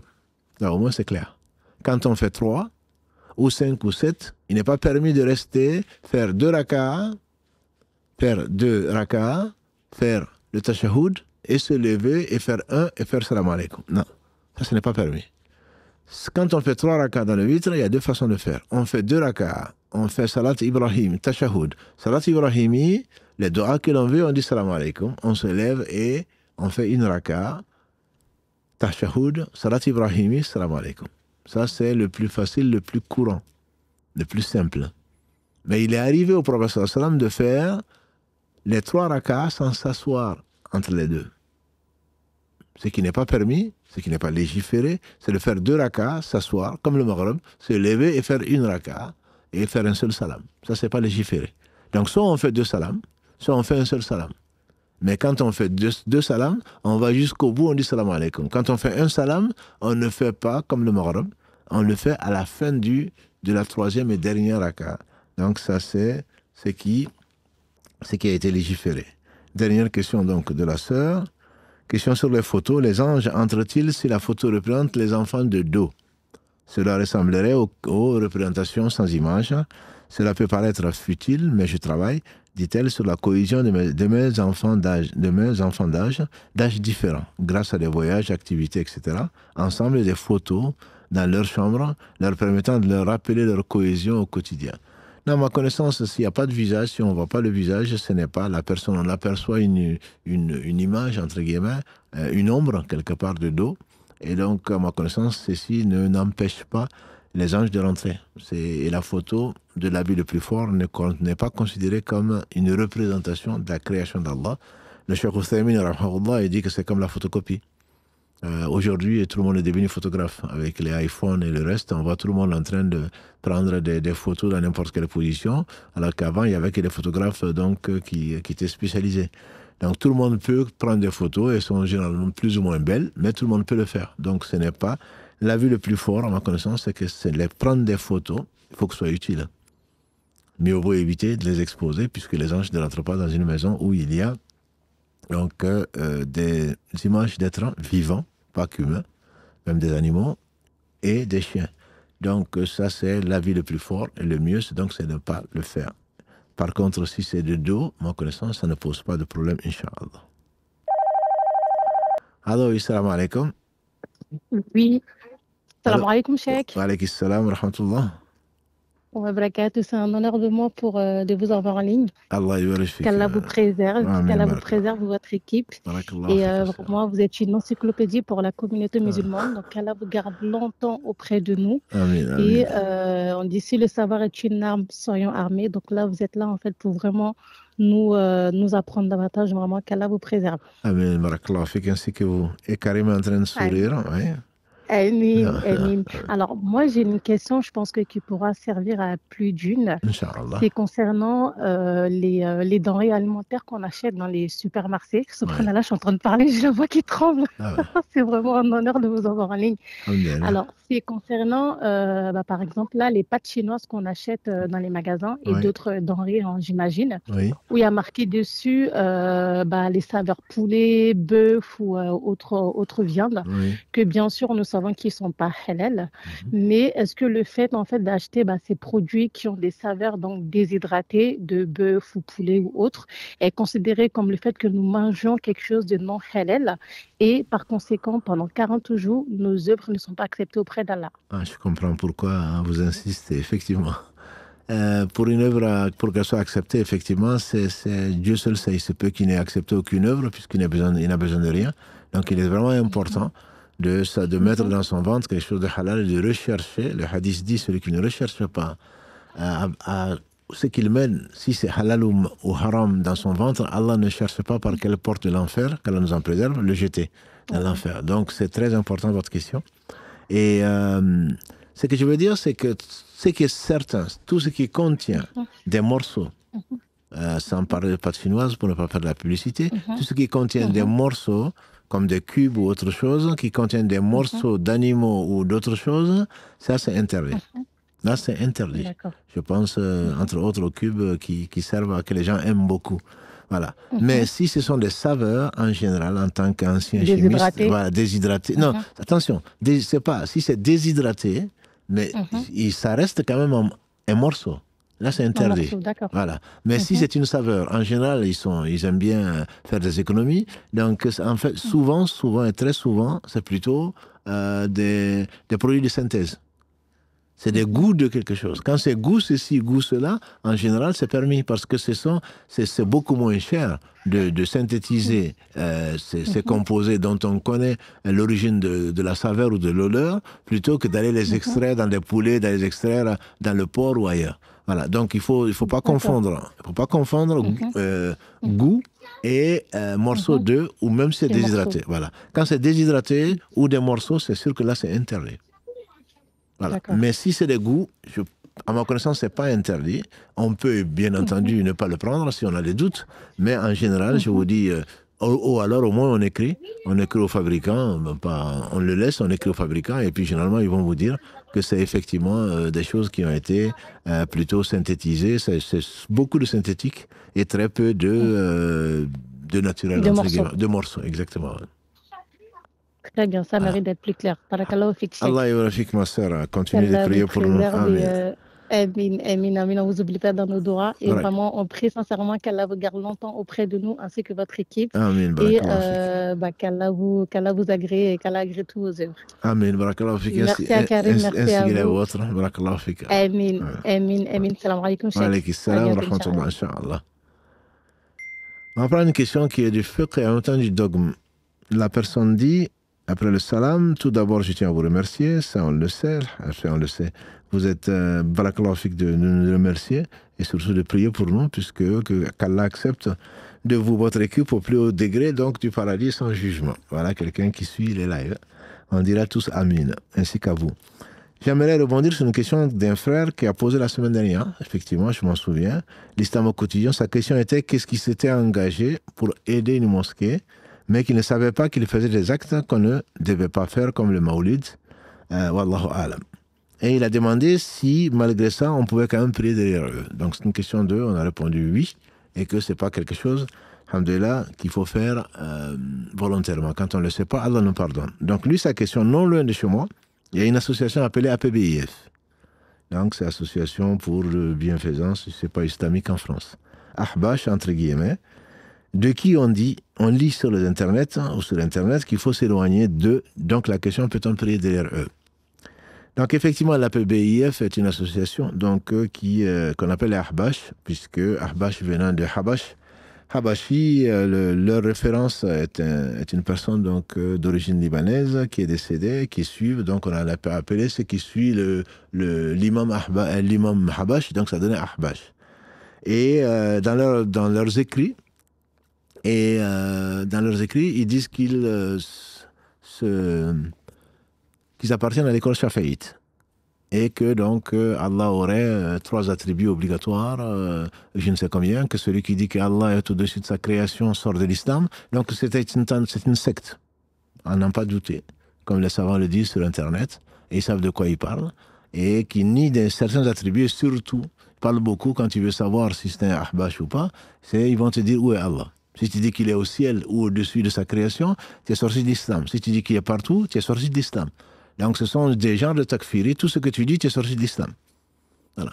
Et ce que je peux assurer, c'est que l'imam Shafi'i, quand il fasse miséricorde, on le verra pour ceux qui sont demain, Inch'Allah peut-être, hein, puisqu'on est en train de traiter les 21 imams de la communauté parmi les pieux prédécesseurs, l'imam Shafi'i dit qu'Allah est au-dessus de sa création. il aurait certainement sorti de l'islam.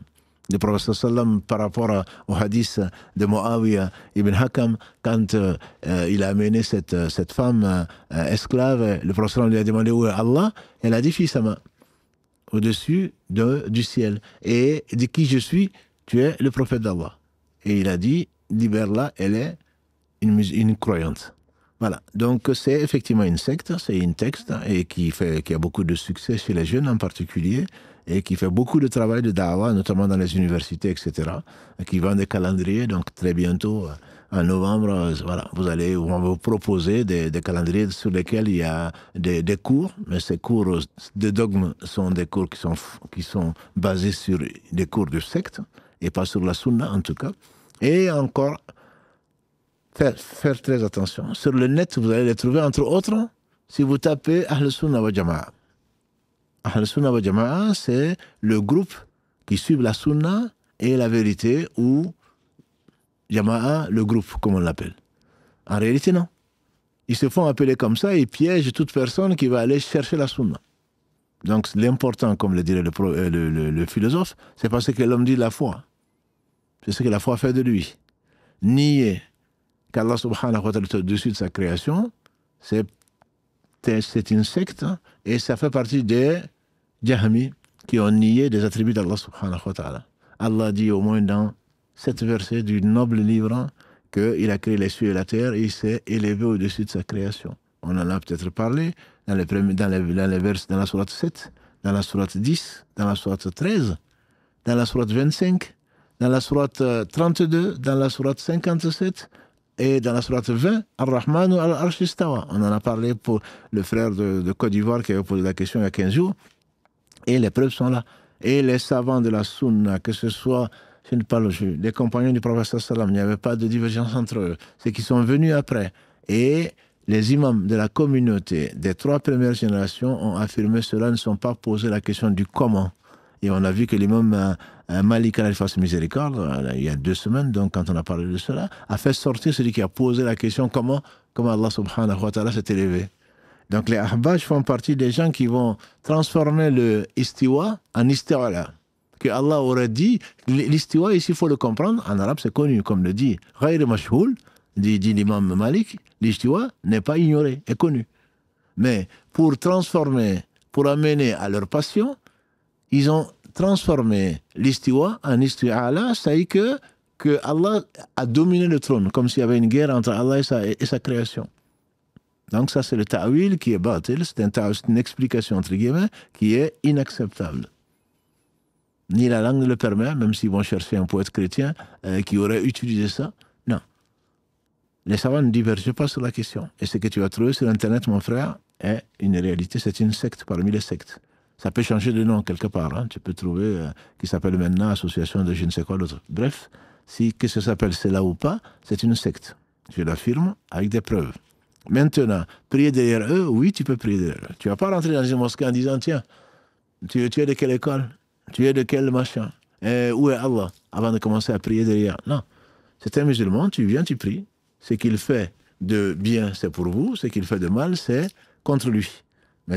Mais en le sachant, bien entendu, il ne faut pas le fréquenter. Tu le fréquentes, que tu le veuilles ou pas, comme l'a dit le prophète sallallahu alayhi wa sallam, la mauvaise compagnie. Et quelle mauvaise compagnie que dans le dogme? La mauvaise compagnie, elle est comparable donc à celle du forgeron. Soit une étincelle saute. À force d'entendre, à force de nier les attributs d'Allah, tu vas finir par te poser des questions toi-même. Il y a un frère qui est venu la semaine dernière, il m'a dit, j'ai discuté avec quelqu'un, il m'a dit que Allah n'est pas au-dessus de sa création. Je voulais venir demander des questions. J'ai dit, ça ne se pose pas comme question. Ça ne se pose même pas comme question. Il m'a dit, oui, mais je commençais à avoir des doutes. Oui, forcément. Dis-moi qui tu hantes, je te dirai qui tu es. Si tu fréquentes quelqu'un qui ne reconnaît pas Allah, tu finis par avoir des doutes. Il est du shaitan, donc que dis-je, c'est un shaitan. C'est comme, a-t-il dit, sallallahu alayhi wa sallam, c'est comme le forgeron que tu fréquentes. Une étincelle saute de sa forge et vient brûler ton habit, ou alors tu vas te sentir mauvais. Il va te faire poser des questions. Il va aider shaitan sur toi, et tu vas finir par douter de tes convictions et les convictions donc du dogme. Et ça, c'est quelque chose de grave.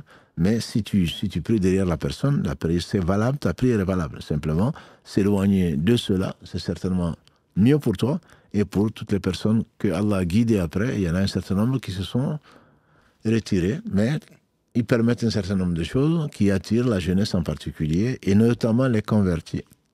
Les convertis, ils viennent de rentrer dans l'islam et ils te font sortir de l'islam. C'est quand même paradoxal. Mais bien entendu, quand on prend la science, enfin quand on prend l'instruction, parce que c'est pas vraiment la science c'est Allah a dit, le messager a dit, et ils n'ont pas de preuve ni pour ça, ni pour autre chose, et qu'Allah te préserve, ainsi que toutes les personnes, donc qu'il a guidé, subhanahu wa ta'ala, et qu'Allah nous préserve de toute forme de déviation. Je te renvoie d'ailleurs, si cela t'intéresse, au replay que Karim a mis du live du mercredi. On est actuellement dans les déviations dogmatiques. Parmi les 72 sectes qui sont devenues plus de 2500 au 5e siècle déjà, donc il y a beaucoup. Sinon, un livre aussi qui disait Farq Bayn al-Firaq, donc qui est une traduction de ce livre, Farq Bayn al-Firaq, les différences entre les schismes. Tu pourras également puiser un peu dedans, mais le mieux, c'est de t'éloigner de tout ce qui est douteux, et là, ce n'est même pas douteux. Ça fait partie, effectivement, des sectes de l'islam qu'Allah nous en préserve. Allô, assalamu alaikum. Allô. Wa alaykoum salam, Cheikh. Alaykoum salam wa rahmatullah. J'espère que vous allez bien. Je vous remercie pour le temps que vous m'accordez. Allah yabarak. Je vous appelle aujourd'hui car j'avais envoyé une question la semaine dernière quand on parlait des relations familiales. Oui. En fait, je vous explique. Moi, j'ai bientôt la trentaine, Inch'Allah. Je suis père de 2 enfants en bas âge. J'ai grandi avec une mère et un beau-père depuis l'âge de mes 2 ans. J'ai pas connu mon père jusqu'à récemment, là, il y a à peine 3 ans. Oui. Et c'était de ma propre initiative, parce que ma mère m'a, entre guillemets, toujours monté le crâne contre lui. En fait, quand j'étais petit, elle me disait qu'il ne souhaitait pas me voir. Oui. À travers des rendez-vous au commissariat, je pensais que c'était vrai, mais j'avais pas la totalité des informations. Oui. J'ai aussi grandi en pensant que c'était un mariage forcé. Oui. Et c'est en grandissant que je me suis aperçu qu'il y avait beaucoup de gros détails qui me manquaient et qu'elle m'avait pas dit. Du coup, ça a changé complètement l'histoire. Et j'ai grandi en fait avec, comme je vous l'ai dit, avec ma mère et mon beau-père. Ouais. Et ils ont eu 4 autres enfants après moi. Je suis l'aîné de la famille. Du coup, j'ai 2 demi-frères et 2 demi-sœurs. Le problème, c'est que ma mère et mon beau-père, depuis que j'ai 2 ans, c'est marié avec mon beau-père, ils partaient tous les ans dans le pays d'origine de mon beau-père. Et ma mère me laissait pas chez les personnes de ma famille, que ce soit mes grands-parents, mes tantes, oncles. Ils habitaient tous dans ma commune. Elle me laissait chez des gens. J'habitais dans une tour de 16 étages. Et en fait, elle me laissait chez c'est pas des voisins, enfin, si c'est des voisins, mais c'est même pas des voisins proches. C'est des gens avec qui on parlait pas dans l'année. Et chaque année, elle me mettait chez un voisin différent. C'était plus des voisines, mais c'était des voisines différentes. Et la plupart ne sont pas musulmanes. D'accord. Et je vous dis ça, j'avais l'âge de 2 ans. Et j'ai grandi comme ça. Donc, pour résumer, en fait, ma famille partait ensemble en vacances. Ils ont pu construire des souvenirs, une relation, etc. Oui. À côté de ça, je restais chez des inconnus. Certes, ma mère, son excuse, elle dit qu'elle m'envoyait en colonie. En fait, elle partait un mois en vacances. La colonie, quand on est petit, c'est 1 semaine. Je faisais 3 semaines chez les voisins. Et ils me déposaient, eux, au point de rendez-vous de la colonie. Ils me récupéraient 1 semaine après. Et après, 1 semaine après, ma mère revenait. Comment dire, c'est un des points qui m'a le plus choqué en grandissant. Et là, aujourd'hui, maintenant que j'ai des enfants, je comprends que c'est pas quelque chose de normal. Mais si c'était encore que ça, à la rigueur, comment dire, ça, c'est pas le plus grave. En fait, en grandissant, il y a eu beaucoup de différences. Je suis quelqu'un qui me laisse pas faire. J'aime pas l'injustice. J'ai eu beaucoup de petits problèmes d'enfants avec mes frères et sœurs. Vu que je suis l'aîné, ils ont compris le fonctionnement à la maison. En fait, ils pouvaient se permettre ce qu'ils voulaient et ils allaient courir voir maman en disant mon prénom, maman un tel, par exemple, m'a engueulé ou veut me taper, mais ils n'expliquaient pas la base du problème. Et ma mère et mon beau-père, c'était beaucoup, on va dire. Et en grandissant, ça s'est accentué. Je vais faire très très court. À partir de l'adolescence, ma mère elle m'a beaucoup viré. Pour des histoires entre les frères et sœurs, ça méritait pas du tout une exclusion du domicile. Mais j'ai commencé à passer une nuit dehors. Et après une deuxième nuit, 2 nuits d'affilée dehors. Et après, ça s'est accentué. À côté de ça, j'ai pas essayé de lâcher le droit chemin entre guillemets. J'habitais dans un quartier. J'ai pas fait de grosses bêtises. Je ne suis pas parfait non plus, mais je manquais d'un gros suivi. À côté de ça, j'ai pas lâché l'école. Je suis pas tombé dans la drogue ou l'alcool. J'ai eu mon bac, alhamdoulilah. Après, j'ai été en études supérieures, j'ai eu un BTS. À la 2e année de ce BTS-là, j'ai pu avoir un logement étudiant dans le campus où j'étais. parce que ça se passait mal à la maison. J'en avais parlé avec ma professeure. À la fin de cette année-là, j'ai eu mon diplôme et je suis rentré chez moi en travaillant l'été en CDD, parce que là où j'avais fait mon stage cette année-là, ils m'avaient gardé pour les vacances juillet-août. Et à la fin de l'année, quand je suis rentré chez moi, je suis rentré le vendredi. Le dimanche soir, elle a appelé la police pour me virer définitivement. Elle voulait pas en fait que je revienne dans le domicile. En fait, le fait que j'ai fait une année en dehors du domicile, elle avait 3 chambres chez elle, ça l'a arrangé. Elle a mis 2 lits superposés, une dans la chambre des filles, une dans la chambre des garçons. Oui. Et entre guillemets, j'avais plus ma place. Et elle a cherché un motif bidon pour me virer. Je voulais pas sortir du domicile vu que j'avais connu une année à peu près normale. C'était quelque chose que vraiment j'étais pas viré pendant 1 an. J'avais des bonnes conditions pour travailler. J'ai décroché mon diplôme au lendemain. Du coup, je lui ai dit, maman, je travaille demain, j'ai besoin de faire mes ablutions. Subhanallah, ce jour-là, j'ai fait quelque chose qui j'avais jamais fait. En fait, c'est parti d'un mail que ma prof principale m'avait envoyé. On me félicitait de l'évolution, etc. Moi, je manquais beaucoup de reconnaissance de ma mère. Je lui ai montré. Et elle m'a crié dessus en me disant, laisse-moi, j'ai mal aux yeux.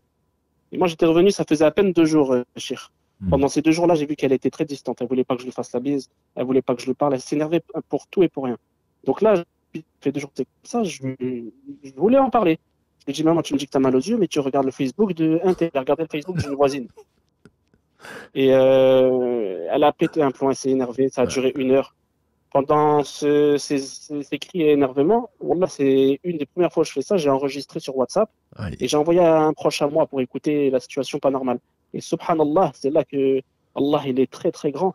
En fait, durant cette soirée-là, elle s'est énervée, et elle n'a pas lâché jusqu'à que je sorte du domicile définitivement. J'ai pas voulu sortir. Elle a essayé de monter son mari contre moi, je lui ai dit qu'il ne devait pas s'en mêler. En gros, elle voulait le monter physiquement contre moi, je lui ai dit qu'il ne devait pas s'en mêler. Elle a vu qu'elle pouvait rien faire d'autre pendant 1 ou 2 heures. Elle est sortie, elle est partie chez une voisine, elle a appelé la police. Ils sont venus chez moi. Entre-temps, moi, j'ai appelé un ami à moi pour récupérer mes bagages parce que j'étais pas véhiculé. Et en fait, dès qu'elle a fait ça, je me suis dit, entre guillemets, c'est plus ma mère. Je vous dis ça, j'avais 21 ans. Je pensais comme ça à ce moment-là parce que c'était sur le coup. Je me suis dit, c'est plus ma mère, c'est fini. Là, je sors de moi-même. Vu qu'elle a fait l'irréparable, elle l'a commis elle. Elle a appelé la police, subhanallah. Wallah, Cheikh, j'avais rien fait ce jour-là. Hormis lui dire, regarde le mail. Oui. Elle avait appelé la police est venue. Et bien sûr, elle a pris ses enfants. Oui. Non, et tu lui as dit aussi qu'elle regardait le Facebook sa voisine. Bah oui, en fait, l'excuse n'est pas valable, Cheikh. Elle me dit qu'elle a mal aux yeux. Non, j'ai bien compris, oui. Moi, ça fait 2 jours qu'elle est froide et distante. Je ne comprends pas. C'est le souhait de toute maman d'avoir un enfant qui réussit ses études, qui est accepté dans une école supérieure et qui travaille l'été. Ouais. Donc là, bref, pour vous dire, elle est partie se réfugier chez une voisine. Elle a appelé la police de chez la voisine. J'avais mes petits frères et sœurs qui étaient tout petits. Et je ne savais pas ce qu'elle avait pu leur dire au téléphone. La police est venue chez moi, bien sûr, porte ouverte. C'était la honte totale. C'était une allée. Dans l'allée, les voisins, ils écoutaient. C'était la honte totale. Ils sont venus, ils sont montés. Moi, j'étais à l'étage, il y avait un escalier. Ils sont montés en me disant, vous êtes où? J'aurais dit, je suis à l'étage. J'avais un ami à moi qui était venu entre-temps, comme je vous l'ai dit, pour les bagages. Et ils sont montés en me braquant. Un avec un pistolet, l'autre avec un taser. C'était une équipe de 6 policiers en civil. Et ils m'ont fouillé, ils m'ont menotté au sol. Et ils ont commencé à être violents en me disant, ils m'ont fouillé, bien sûr. Et ils m'ont dit, il est où? J'ai dit, je comprenais pas. Ils m'ont mis une claque. Ils m'ont répété, il est où? Violemment, wallah, je ne comprenais pas, Cheikh. Je savais qu'il y avait quelque chose qui clochait, je comprenais qu'il y avait eu un mensonge, mais je ne savais pas quoi encore. Et ils m'ont remis un coup. En fait, quand ils ont vu que je persistais à pas comprendre, ils m'ont dit, le couteau que tu as voulu utiliser contre ta mère. Et là, subhanallah, Cheikh, wallah, Allah, il m'en est témoin, j'ai jamais pleuré comme ça. Les larmes de mon corps, les larmes sortaient de mon corps sans que je les contrôle. Les 2 yeux, ça coulait. En fait, c'est ma maman je suis sorti de son ventre, entre guillemets. Mais ce jour-là, j'ai vu le vice de l'être humain. Et là, pour vite abréger, parce que je sais qu'il n'y a pas beaucoup de temps, ça, c'était il y a 7 ou 8 ans. Suite à ça, j'ai été viré définitivement. Dans un premier temps, j'ai dormi dehors. Après, j'ai des gens qui m'ont hébergé. J'étais en licence professionnelle. J'ai réussi à avoir ma licence, alhamdoulilah, avec mention. Mon but, c'était de faire un master. Malheureusement, j'ai pas pu le faire parce que j'étais hébergé chez des gens, entre guillemets. Moi, j'aime pas cette situation-là. Donc j'ai postulé partout, à droite, à gauche. Je me suis dit, si le premier qui m'appelle, je signe là-bas. C'était juste pour avoir un CDI et des fiches de paye, pour un logement. J'ai postulé dans mon domaine d'activité, c'était les ressources humaines. Et dans tout, que ce soit dans mon domaine d'activité, par rapport à mon cursus scolaire, ou même j'avais postulé pour un poste de caissier. Et on m'avait appelé dans un magasin de grande surface.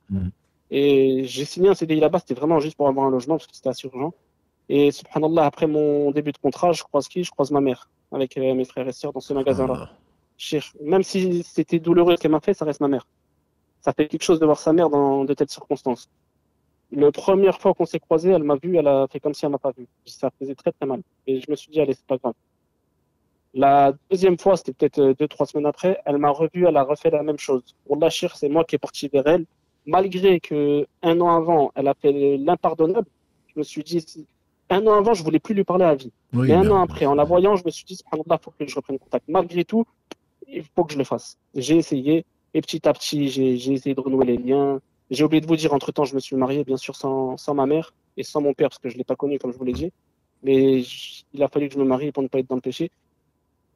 Et petit à petit, j'ai essayé de recoller les liens. J'ai essayé de même faire plus qu'avant. J'ai fait comme si ce qui s'est passé, ça n'avait pas eu lieu. Je vous l'ai fait courte. J'ai énormément dépensé d'argent pour elle. J'ai essayé, en fait, malgré tout, je savais que j'avais rien fait, mais je me suis dit, peut-être en améliorant, même en perfectionnant mon comportement, peut-être que ça va s'améliorer. J'ai fait des choses qu'aucun enfant ne ferait à cet âge-là pour sa mère financièrement. Et pour vous dire, ça a toujours continué. Jusqu'à aujourd'hui, là, alhamdoulilah, au mois de mai, j'ai fait mon hajj avec ma femme. Et pour vous dire, à l'aéroport, en revenant du hajj, elle n'est pas venue. Pendant le hajj, elle a réussi à trouver un prétexte.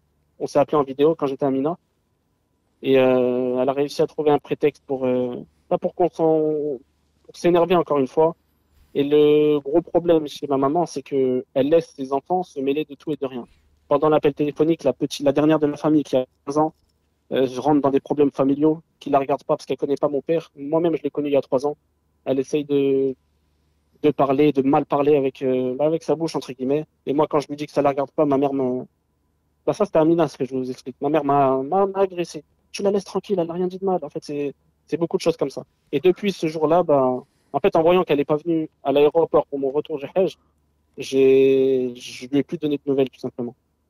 Pour vous dire la vérité, elle m'apporte rien aujourd'hui, malgré qu'on doit garder les liens familiaux. J'ai essayé à travers, ça fait 7 ou 8 ans, de prendre des distances, de me rapprocher beaucoup plus. J'ai même déménagé pour elle. Et rien ne s'arrange. Du coup, en fait, ma question d'aujourd'hui, c'est, là, je vous ai pas tout raconté, ça prendrait trop de temps, mais ma question d'aujourd'hui, c'est est-ce que, vis-à-vis d'Allah, je prends des péchés si je m'arrête à envoyer un message pour la Eid chaque année? Et elle sait qu'elle peut compter sur moi parce que je suis un enfant, entre guillemets, je suis un enfant capable. Elle le sait, je lui ai prouvé à maintes reprises quand elle avait besoin d'aide, j'ai toujours été là. Donc ça, elle le sait qu'elle peut toujours compter sur moi. Mais aujourd'hui, moi, pour avoir une... En fait, à chaque fois qu'on se parle, ça finit soit, entre guillemets, dans le péché parce qu'il y a des énervements. Donc, est-ce que si je m'arrête à juste un message par an pour l'Aïd, c'est quand même garder le lien ou pas? C'est ce que tu attends. Tu attends que je dise oui. Non. Je pense, on comprend et comme me disait Karim, il y a beaucoup de gens qui sont très sensibles, très sensibilisés et très touchés par ce que tu racontes et c'est ton épreuve. Voilà. Allah a choisi de te donner, tu n'as pas choisi ta mère et tu n'as pas choisi non plus. Il se peut que ce soit, je ne suis pas psychologue, il se peut que ce soit ce qu'elle a vécu plus ou moins ou pas en réalité ou fictivement avec ton père qu'il a amené ça. Il se peut même que ce soit par jalousie, il se peut que ce soit par autre chose. Tu ne sais pas. Ne juge pas ta mère. Juge pas ta mère. Malheureusement, ce qui est raconté est insupportable et inacceptable. C'est injuste. Donc, c'est pas du tout pour la défendre. Simplement, ta mère reste ta mère. Elle reste ta mère. Ce que tu as fait, je pense que tu as très bien fait. Surtout, Allah a voulu t'éprouver et alhamdoulilah, il t'a aidé à l'aider dans le magasin et bien plus tard à avaler ta fierté, à revenir à elle, à l'aider. Si tu peux l'aider, il faut l'aider. Je ne dis pas qu'il faille te faire violence, surtout que tu as fait le hajj, alhamdoulilah, qu'elle ne soit pas venue te rencontrer, ça n'a rien à enlever à ton hajj. Ça veut dire simplement que Allah t'a pardonné peut-être, on espère pour toi, et qu'en même temps, il continue à t'éprouver parce qu'il t'a aimé et pour t'élever un degré. Donc, faut pas le prendre, ne juge pas ta mère. Prie pour elle. Je ne suis pas sûr que tu pries assez pour elle. Parce que si elle meurt comme ça, je crains pour moi, je crains pour elle. Très sincèrement. Parce que faire des différences entre les enfants déjà, c'est un grand péché. Ne pas être reconnaissant. Bien sûr, toi, tu dois être reconnaissant vis-à-vis d'elle, mais elle aussi doit être reconnaissant vis-à-vis de ce que tu fais. Ne pas faire ça. Allah n'aime pas l'ingratitude. Donc, elle prend ce péché-là plus tout le reste que je ne sais pas. Donc, prie pour elle, aie pitié d'elle. Si Allah te donne un cœur de pouvoir prier pour elle, déjà, pour moi, c'est indispensable. Ne fais pas une prière. Malgré tout, cher, j'ai jamais cessé de prier pour elle. Voilà. Donc, même à Arafat.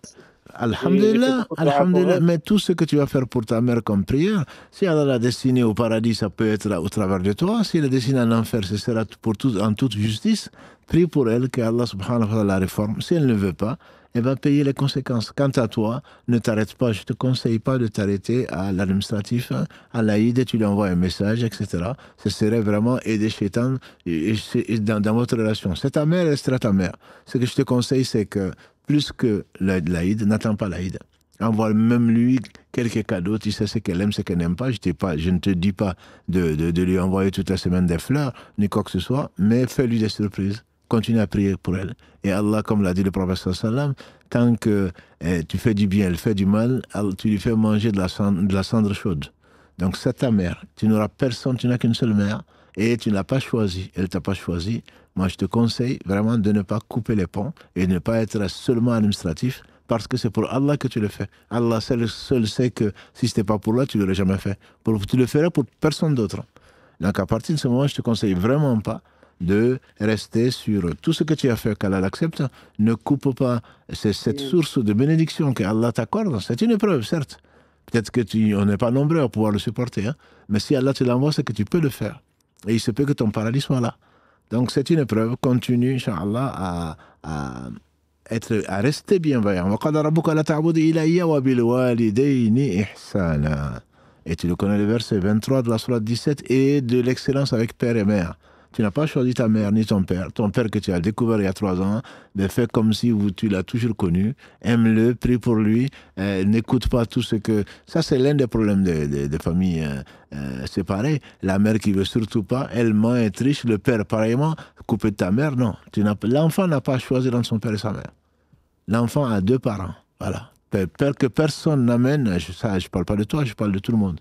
Que personne n'écoute sa mère. Non, non. Si tu visites ton père, si tu donnes ça à ton père, si c'est si, tu n'es plus mon enfant. Mais c'est pas toi qui m'as créé. Ah, ça aussi, elle a beaucoup mis la pression sur ça. Voilà. Depuis que je lui reparle, soi-disant, j'ai changé. Non, mais elle supporte pas, je lui reparle. N'empêche, ça de toute façon, pour toi comme pour n'importe qui, personne ne doit couper le lien entre un enfant et son père et ou sa mère. Celui qui fait ça, on ne va pas l'insulter, on va prier pour lui, mais on ne va pas l'écouter. Il est hors de question d'écouter un père qui te dit ne parle plus à ta mère ou à ses parents, ou une mère qui dit ne parle plus à ton père.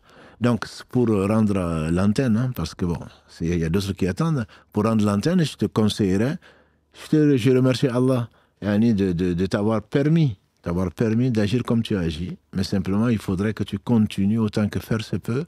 Tu le fais pour Allah. Tant que tu le feras pour Allah, Allah va t'assister. Et surtout, ne laisse pas cette pauvre dame qui est ta mère, ne la laisse pas s'enfoncer et justifier ce mauvais comportement. C'est tout ce que je peux te dire et qu'Allah t'accorde le meilleur.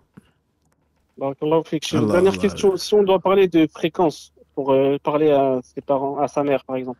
Tu verras, il n'y a pas de règle. Moi, je te dirais, ne t'arrête pas à l'Aïd. Moi, je lui ferai des surprises, si tu veux. Pas à la fête des mères, bien sûr. Je lui ferai des surprises. Je lui enverrai. Justement, ne fais pas un planning. Parce que ça devient trop administratif. Moi, je te dis, tu peux faire 1 mois sans avoir ses nouvelles. Mais tu ne vas pas l'harceler non plus, parce qu'ensuite, elle va peut-être porter plainte. Si tu Allah te fait penser tous les jours à toutes les prières, de prier pour elle. Et puis un jour comme ça, tu lui envoies de l'argent. Et un jour comme ça, tu lui envoies ceci. Et tu verras, Inch'Allah, peut-être qu'elle va changer. Allahu A'lam. En tout cas, on prie pour elle.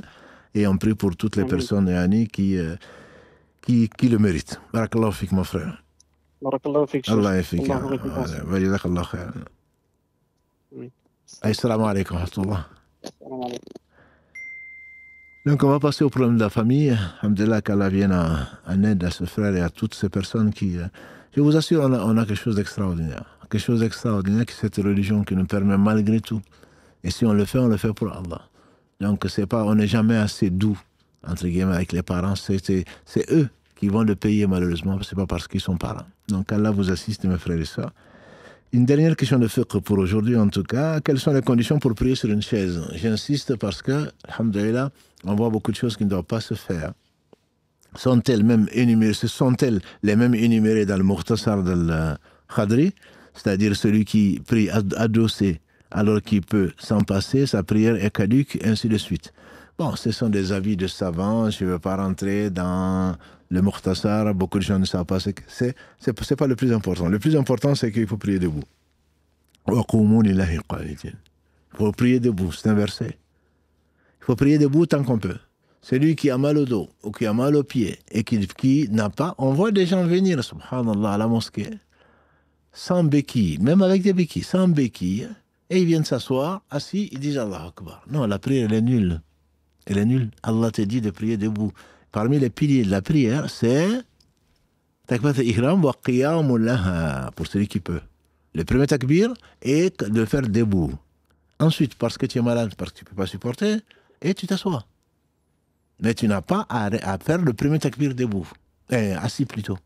Tu dois le faire debout si tu peux. Certains savants vont même jusqu'à dire de s'adosser si tu ne peux pas tenir seul. Imaginons que tu as deux béquilles. Mais tu peux tenir, je ne dis pas de perdre l'équilibre, tu peux tenir debout sans béquille. C'est un marchand qui a besoin de béquilles, tu te poses les béquilles, tu te lèves debout, tu dis Allahu Akbar. Tu n'as pas à bouger dans la prière. Tu n'as pas besoin de béquilles dans la prière. Et si vraiment tu penses que tu risques de perdre, s'adosser et dire Allahu Akbar, ça devient pour toi une obligation. Et tu lis ce que tu peux. Et ensuite, tu fais le recours, si tu peux. Tu fais donc la génuflexion. Si tu ne peux pas faire la génuflexion, tu t'assois avant de faire la génuflexion, et là, tu t'avances un peu. Par rapport à la position droite, tu t'avances un peu. Après, Sami Allahu liman hamida, tu reviens à ta position comme si tu étais debout. Et après Allahu Akbar, ce n'est pas d'aller te coucher. Ce n'est pas se coucher. Le recours serait comme ça, le sujoud serait d'aller toucher la chaise. Non. Tu as dit Allahu Akbar, tu as lu ce que tu as lu, tu t'es assis, le recours, c'est ça. Tu as un peu baissé la tête, c'est ce que tu fais dans le recours. Sami Allahu liman hamida. Le sujoud, tu baisses un peu plus. Tu n'as pas à aller te coucher sur la chaise et tu fais tous les mouvements comme ça autant que Allah subhanahu wa ta'ala te le permet. Wallahu a'la wa a'lam, en tout cas, c'est ce qui nous est enseigné. Allô, salam alaikum. Allô, salam alaikum. Wa alaikum salam. Oui, je vous écoute. Alors, moi, ma question, c'est sur les mariages en Afrique de l'Ouest. Oui. Voilà. Je suis nigérienne et une fois j'ai essayé d'expliquer à ma famille que voilà, les conditions d'un mariage, c'est un tuteur, minimum de témoins, une demande et une acceptation, et la quatrième chose qui est une obligation, la dot, mais qui n'est pas une condition du mariage, et que la présence d'un imam n'est pas du tout nécessaire, ou encore la récitation de la Fatiha. Vous êtes une savante, ma sœur. Non. Alors j'ai essayé d'expliquer ça à ma mère en fait, et en fait elle ne comprend pas, et les gens du Niger aussi ne comprennent pas. Ils me disent que avant ça a toujours été comme ça, donc c'est pas parce que maintenant je suis jeune je vais venir leur imposer quelque chose, leur dire que c'est comme ça, mais j'essaie d'expliquer avec bienveillance en fait, mais ils ne comprennent pas en fait, donc je sais pas comment leur approcher et leur dire de façon claire que c'est pas comme ça. Alors, ça c'est Allah dit subhanahu wa ta'ala, ud'u ila sabili rabbika bil hikmati wal mau'izati al hasana. Appelle au chemin de ton Seigneur par la sagesse et par les bons propos, entre guillemets. Et donc ça, si tu manques un peu de sagesse, je crois, venir dire à quelqu'un que ça se passe pas comme ça, donc c'est remettre toute sa vie en cause, ses parents en cause, même son mariage en cause, ta naissance en cause, tout le reste. Donc ils vont très très loin. Le problème c'est que soit tu as l'occasion, alhamdoulilah, de rencontrer quelqu'un qu'ils connaissent d'âgé ou un imam qui confirme ce que tu dis, à moins que l'imam profite des différentes manifestations pour avoir un peu d'argent, soit alors tu ne mentes pas une histoire. Tu dis simplement, moi j'ai appris ça, je ne savais pas. Moi je pensais qu'il fallait des colas, il fallait ceci, il fallait cela. Donc le problème, tu expliques. S'ils acceptent, ils acceptent. S'ils n'acceptent pas, tu suis ce qu'ils demandent dans la mesure où ce n'est pas quelque chose de contraire à l'islam.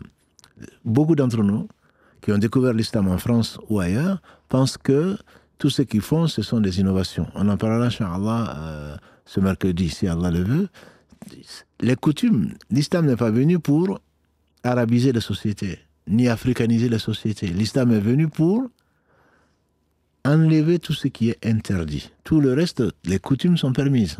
Au Niger, j'imagine qu'on va amener les colas. Je ne sais pas si je me trompe ou pas.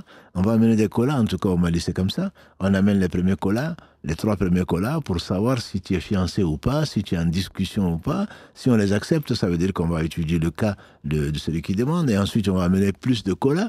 Et ensuite, s'ils acceptent ça, on va amener un panier de colas. Ça, c'était avant. Maintenant, je ne sais pas comment ils font. Voilà. Donc, tout ça, ce n'est pas interdit. Ce n'est pas interdit de le faire. Ce sont des coutumes que l'islam accepte en fonction. En Chine, je ne sais pas comment ça se passe. Au Niger, ça se passe comme ça, il n'y a pas de mal. Ce ne sont pas des choses avec lesquelles on va vouloir s'approcher d'Allah. On parle de bid'a. Quand on parle d'une innovation, beaucoup de gens pensent que non, ça c'est des innovations. Ça. Non, l'innovation, c'est ce que tu fais pour te rapprocher d'Allah. Alors que là, c'est pas ça. C'est qu'avant, il n'y avait ni WhatsApp, ni je ne sais quoi d'autre. Pour informer les gens, ils donnaient des colas pour les donner, par exemple, au grand-père et la grand-mère en disant que ta petite fille a été demandée en mariage. Bon, pourquoi pas? Il n'y a rien dans l'islam qui l'interdit, ça. Il n'y a rien. Par contre, si tu vas le faire en Chine, ils ne vont rien comprendre. C'est pour ça qu'elle ne comprend pas. Elle ne comprend pas ce que tu lui dis. Tes grands-parents, tes arrière-grands-parents ont fait comme ça. Nous sommes tous mariés comme ça. Et donc, pourquoi toi, aujourd'hui, tu vas vouloir changer les choses? Quand tu parles, comme dit Ali, on lui fait dire, ne parle les gens en fonction de ce qu'ils comprennent. Est-ce que tu veux pas, et tu veux qu'ils démentent Allah et son messager? Il faut parler aux gens par rapport à ce qu'ils comprennent. Bon, si on t'amène à faire, surtout ton fiancé ou le candidat, s'il amène à faire des dépenses ou je ne sais quoi d'autre, ça peut se négocier tout ça. Mais les coutumes, tant que ça ne va pas à l'encontre de l'islam, il ne faut pas se fâcher avec les parents, ce qui va devenir un péché et un grave péché. Voilà, donc il faut faire attention. Tu sauras amener les choses. Allah va t'assister à amener les choses de la meilleure façon. Sinon, demande à Allah de t'ouvrir une porte par un imam ou par une émission ou par je ne sais quoi d'autre, de quelqu'un de qui elle va accepter. Ça peut être ce live, ça peut être autre chose. Si elle suit ce live ou autre chose, je sais qu'au Niger, ils suivent ce live, même que ça passe, paraît-il, parfois à la télévision nationale. Mais bon, peu importe. Je veux dire, il faut amener grâce à Allah, mais reste sur le principe que désobéir au père et mère dans tout ce qui ne désobéit pas à Allah est un grand péché. C'est bien plus que ce qu'on croit. Même si on a de la personnalité, même si on veut dire la vérité. Simplement, il faut éduquer, alhamdoulilah, les uns et les autres en essayant d'aller à l'essentiel. Elle va voir le marabout pour savoir si cet homme est bon ou pas? Non. Maman, ça se fait pas, ça c'est du haram. Parce que si elle meurt comme ça, tu crains pour elle. Elle va jeter des coris, comme on le ferait en Afrique de l'Ouest. Elle va faire je ne sais quoi d'autre. Non, ça se fait pas, maman. Maman, non, là je t'aime et j'aime du bien pour toi. Maman, ne fais pas ça. Ça c'est clair. Mais si c'est pour sortir des colas ou autre chose, je te déconseille fortement de rentrer en conflit avec tes parents pour des coutumes qui ne sont pas interdites dans l'islam. Et une fois que les colas ont été... les colas de demande ont été distribués à ce moment-là, ils vont faire, ils vont informer tout le monde, ils vont fixer la dot, il y a 2 témoins ou pas, il y a plus que 2 témoins d'ailleurs en Afrique en général, il y a beaucoup de témoins, parmi lesquels on espère les gens qui font la prière, on fait la demande, on accepte, à ce moment-là, tu es marié, même s'il n'y a pas de mariage, entre guillemets, religieux comme ils le font dans la mosquée ou pas, on n'a pas besoin d'imam, comme tu le dis, effectivement, on n'en a pas besoin, là tu es marié. Après, c'est le reste, je dirais, lire la Fatiha, effectivement, tu as absolument raison, je dis que tu es savante, ça c'est une bid'a par contre. Ça c'est vraiment une innovation que d'aller lire au point que, tu le sais certainement, dans le milieu musulman, aujourd'hui, la Fatiha c'est synonyme du mariage. Je vais faire la Fatiha. Non, ça n'a rien à voir avec le mariage. C'est parce qu'on le fait en récitant quoi? La parole d'Allah, le résumé de tous les livres, le résumé de tout le Coran pour se rapprocher d'Allah, alors que ça n'a jamais été légiféré, ni par Allah, ni par son messager, ni par les gens qui sont venus après. Il n'y a pas de divergence dessus. C'est vraiment une innovation. Bon, le dire, mais si c'est fait, le mariage reste valide. Il reste valide. Mais ceux qui l'ont fait, ils ont pris des péchés. Parce qu'ils ont voulu se rapprocher d'Allah par autre chose que ce que le messager d'Allah sallallahu alayhi wa sallam nous a apporté. La religion est complète. Donc on n'a pas à le faire. Simplement, ton mariage sera quand même valable en priant Allah subhanahu wa ta'ala qu'il n'y récite pas la Fatiha. J'espère que l'affaire est claire. D'accord. Yeah. J'avais dit à Karim que j'avais une deuxième question, donc je suis désolée quand même Donc, de prendre plus de tu as temps. négocié avec Karim. Exactement, oui. Voilà, d'accord. Alors, ma deuxième question, c'est sur la sourate Kaf, la Ouais. fin de la sourate Kaf, le verset 103 et 104. C'est des versets, en fait, qui me font douter, en fait. C'est-à-dire, je me remets plusieurs fois en question parce qu'on dit que ceux qui sont... bon, c'est une interrogation où on dit ceux qui pensent faire du bien alors qu'ils sont perdus, quelque chose comme ça, sont les plus perdants. Ouais. Donc, je ne sais pas si c'est lié. Parfois, quand je fais des actes, je ne sais pas si je les fais conformément à l'islam, quelque chose comme ça, ou bien peut-être que je sais pas, je suis pas sincère, je suis peut-être hypocrite et je crains en fait l'hypocrisie. Comme à chaque fois je regarde dans vos lives, Omar aussi, Ibn Khattab, il a peur de l'hypocrisie, donc j'ai peur en fait. Et je me remets constamment en question, donc je sais pas si les actes, même si je les fais, c'est pour Allah et ça suit la sunna du prophète Mohammed sallallahu alayhi wa sallam, ou bien je sais pas, c'est pour me satisfaire, c'est par ostentation, c'est par plus innovation. Non, Tout ça, j'ai peur en fait. je comprends tout à fait ta préoccupation et je pense qu'elle est légitime. Si Omar ibn Khattab, comme tu le dis, Kalalagré, craignait d'être hypocrite, et on a rencontré quelqu'un, on dit Ibn Abi Mouleika, qui a rencontré 30 compagnons du prophète sallam, tous craignaient d'être hypocrites. Donc c'est bien que tu te poses la question. Mais l'explication de ces deux versets 103 et 104 de la sourate 18 n'est pas celle-là. قل هل ننبئكم بالأخسرين أعمالا الذين ضل سعيهم في الحياة الدنيا وهم يحسبون أنهم يحسنون صنعا.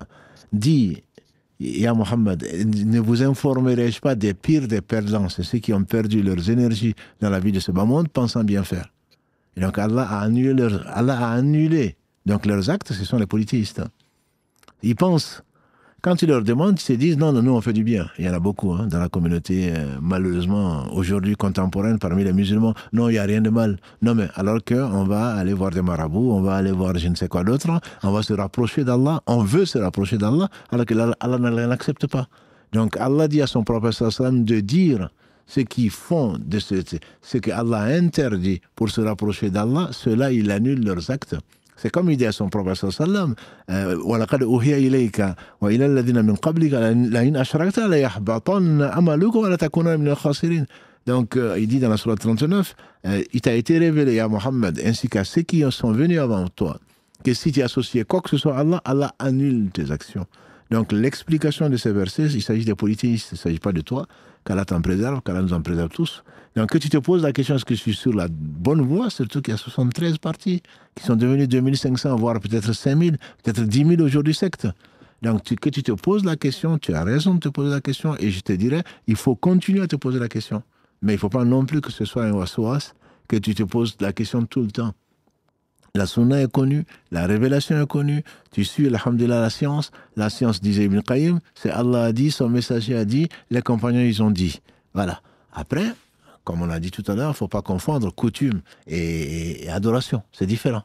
Ce qui a été révélé, c'est ça la science. Le reste, qu'il le fasse pas, c'est pas grave, tant que ça ne va pas à l'encontre donc de la révélation. Donc continue, alhamdulillah, apprends ta religion, continue à demander à Allah la sincérité, c'est lui qui nous rend sincères, c'est pas toi. On a beau faire, mieux vaut te poser cette question-là que qu'on te les pose demain. Est-ce que tu as fait ça pour Allah, comme celui qui a appris le Coran par cœur pour qu'on dise qu'il a appris le Coran par cœur, par ostentation, comme tu le sais. Et d'autres, mais ce jour-là sera trop tard, puisqu'il va être traîné sur la face et le jeter dans l'enfer, alors qu'il pensait bien faire. Voilà, celui-là, il a associé à Allah. C'est différent de ce que nous faisons en espérant qu'Allah subhanahu wa ta'ala va accepter certaines de nos œuvres, pour ne pas dire toutes nos œuvres. En tout cas, c'est lui qui guide vers le droit chemin. Mais rassure-toi, mais tout en te posant des questions pour chaque acte, si tu peux, parce que c'est vraiment comme ça. Ibn Qayyim disait, pour chaque acte au jour du jugement dernier, tu auras 2 questions. Pour qui tu l'as fait et comment tu l'as fait. Ça fait peur. Pour chaque acte que tu fais. Pour qui tu l'as fait? Si ce n'est pas pour Allah, Allah ne l'accepte pas. Et comment tu l'as fait? Si ce ne suit pas la sunna, Allah ne l'accepte pas. Donc, on doit se poser ces questions. La religion est complète. À partir de ce moment-là, tu ne vas pas inventer une nouvelle. Et que l'on surveille son cœur et on demande l'aide et la guider à Allah subhanahu wa ta'ala. Barakallahu fik, ma soeur, et qu'Allah te préserve. Merci beaucoup, Cheikh. Allah yarjik. Assalamu alaikum. Alors, on va rentrer dans quelques questions de famille. Il y en a beaucoup. Je suis marié depuis plus de 7 ans et après une année de mariage, mon mari a arrêté de prier. J'ai beau parler, mais je prie pour lui et tout. Et cette situation commence à me peser. À part aller au boulot, il est toujours sur son phone. Et il se moque de l'appel à la prière. Le volume à fond. C'est moi qui lui rappelle à chaque instant, diminue le volume, que dois-je faire, il y a imam. Qu'Allah fasse miséricorde à nos imams, à nos savants. Je ne sais vraiment pas, ma soeur, qu'est-ce que tu dois faire. Sinon, que si tu poses la question, c'est qu'il y a de quoi se poser la question. Que ton mari ait changé et que depuis 7 ans, et après 1 an, donc ça fait 6 ans que tu supportes ça. Ça déjà, pour moi, ce n'est pas normal. C'est pas normal que tu supportes ça pendant 6 ans. Qu'il ne fasse plus la prière. Et tu sais que dans l'école Hanbali, le 4e des 4, celui qui ne fait pas la prière n'est plus musulman, ça veut dire que ton mariage ne serait plus valable, ma soeur. Donc ce n'est pas une mince affaire. C'est que ce que tu es en train de faire, tu es peut-être dans un mariage illégitime, invalide. Mais si tu prends l'avis majoritaire comme ça nous arrange tous, c'est que tu es marié à un pervers, qu'Allah nous en préserve, parce qu'il ne fait pas la prière. Je pense que tu ne devais pas attendre 6 ans pour ça. Il te faudrait rappeler l'importance de la prière. Tu ne peux pas, ben tu appelles ton tuteur qui va lui en parler. On t'a accordé la main de ma soeur ou de ma fille parce que tu étais musulman. Qu'est-ce que c'est qu'un musulman qui est désobéissant, qui ne rencontre pas son Seigneur, qui ne fait pas ceci et cela, et qui lui met un ultimatum. Tu fais la prière ou alors je reprends ma fille. Pourquoi tu as attendu, ma soeur, 6 ans pour cela? Que tu pries pour lui, c'est très bien. C'est très bien. Mais tu ne peux pas continuer comme ça. Tu ne peux pas continuer à vivre avec quelqu'un qui se moque. Parce que si vraiment il se moque, comme tu le dis, il se moque, il augmente, non seulement il ne prie pas, mais il se moque de toi, je l'espère. S'il se moque de la prière, il sort de l'islam. On ne rigole pas avec la religion. S'il se moque de toi parce que bon, tu fais la prière et pour t'embêter, il fait un péché grave. Mais s'il se moque de la prière, il sort de l'islam. Voilà. Donc c'est aussi important que ça. Je te conseille de continuer à prier pour lui et de faire intervenir qui de droit pour lui parler. Et on verra, Inch'Allah, c'est que si Allah lui veut du bien, et il se peut qu'il change. Et on l'espère pour lui. De tout amour, on l'espère pour lui. Parce que la première chose sur laquelle l'homme sera interrogé, on a souvent insisté dessus, et c'est très important, ce sera la prière. Allah va dire aux anges, regardez son livre de la prière. Si la prière est bonne, Allah dit j'accepte tout. Si la prière n'est pas bonne, Allah dit regardez le reste. Et comme le prophète sallam a dit, celui dont on fouille les affaires, quand on va regarder les choses dans le détail, il sera châtié. Il sera châtié. Qu'Allah nous en préserve. Et qu'Allah t'assiste, ma soeur. Allô, assalamu alaikum. Alaykoum salam wa rahmatullah. Je vous écoute. Oui, je vous appelle concernant le hadith sur la saine nature, la fitra. Non. Alors, du coup, c'est plus particulièrement concernant les ongles. Donc voilà, ça fait quelques années, enfin, voilà, ça fait beaucoup de temps que je suis une personne qui aime bien me laisser pousser les ongles, on va dire, voilà, 3-4 mm. J'aime bien les limer, mais je respecte toujours les 40 jours. Et on m'a récemment dit que c'était haram et que Shaitan vivait sous les ongles. Enfin, je ne sais pas si c'est vrai, mais ça m'a fait peur. Est-ce que c'est un péché? Est-ce que si on dépasse les 40 jours aussi, c'est un péché? Est-ce que si on a les ongles longs, c'est un péché? Et puis voilà, et que puis après, ça peut être une barrière contre ça peut être une barrière pour l'exaucement des invocations. Donc voilà, je me pose cette question-là concernant la taille de la pousse, et est-ce que c'est vrai cette histoire de Shaitan qui vivrait en dessous?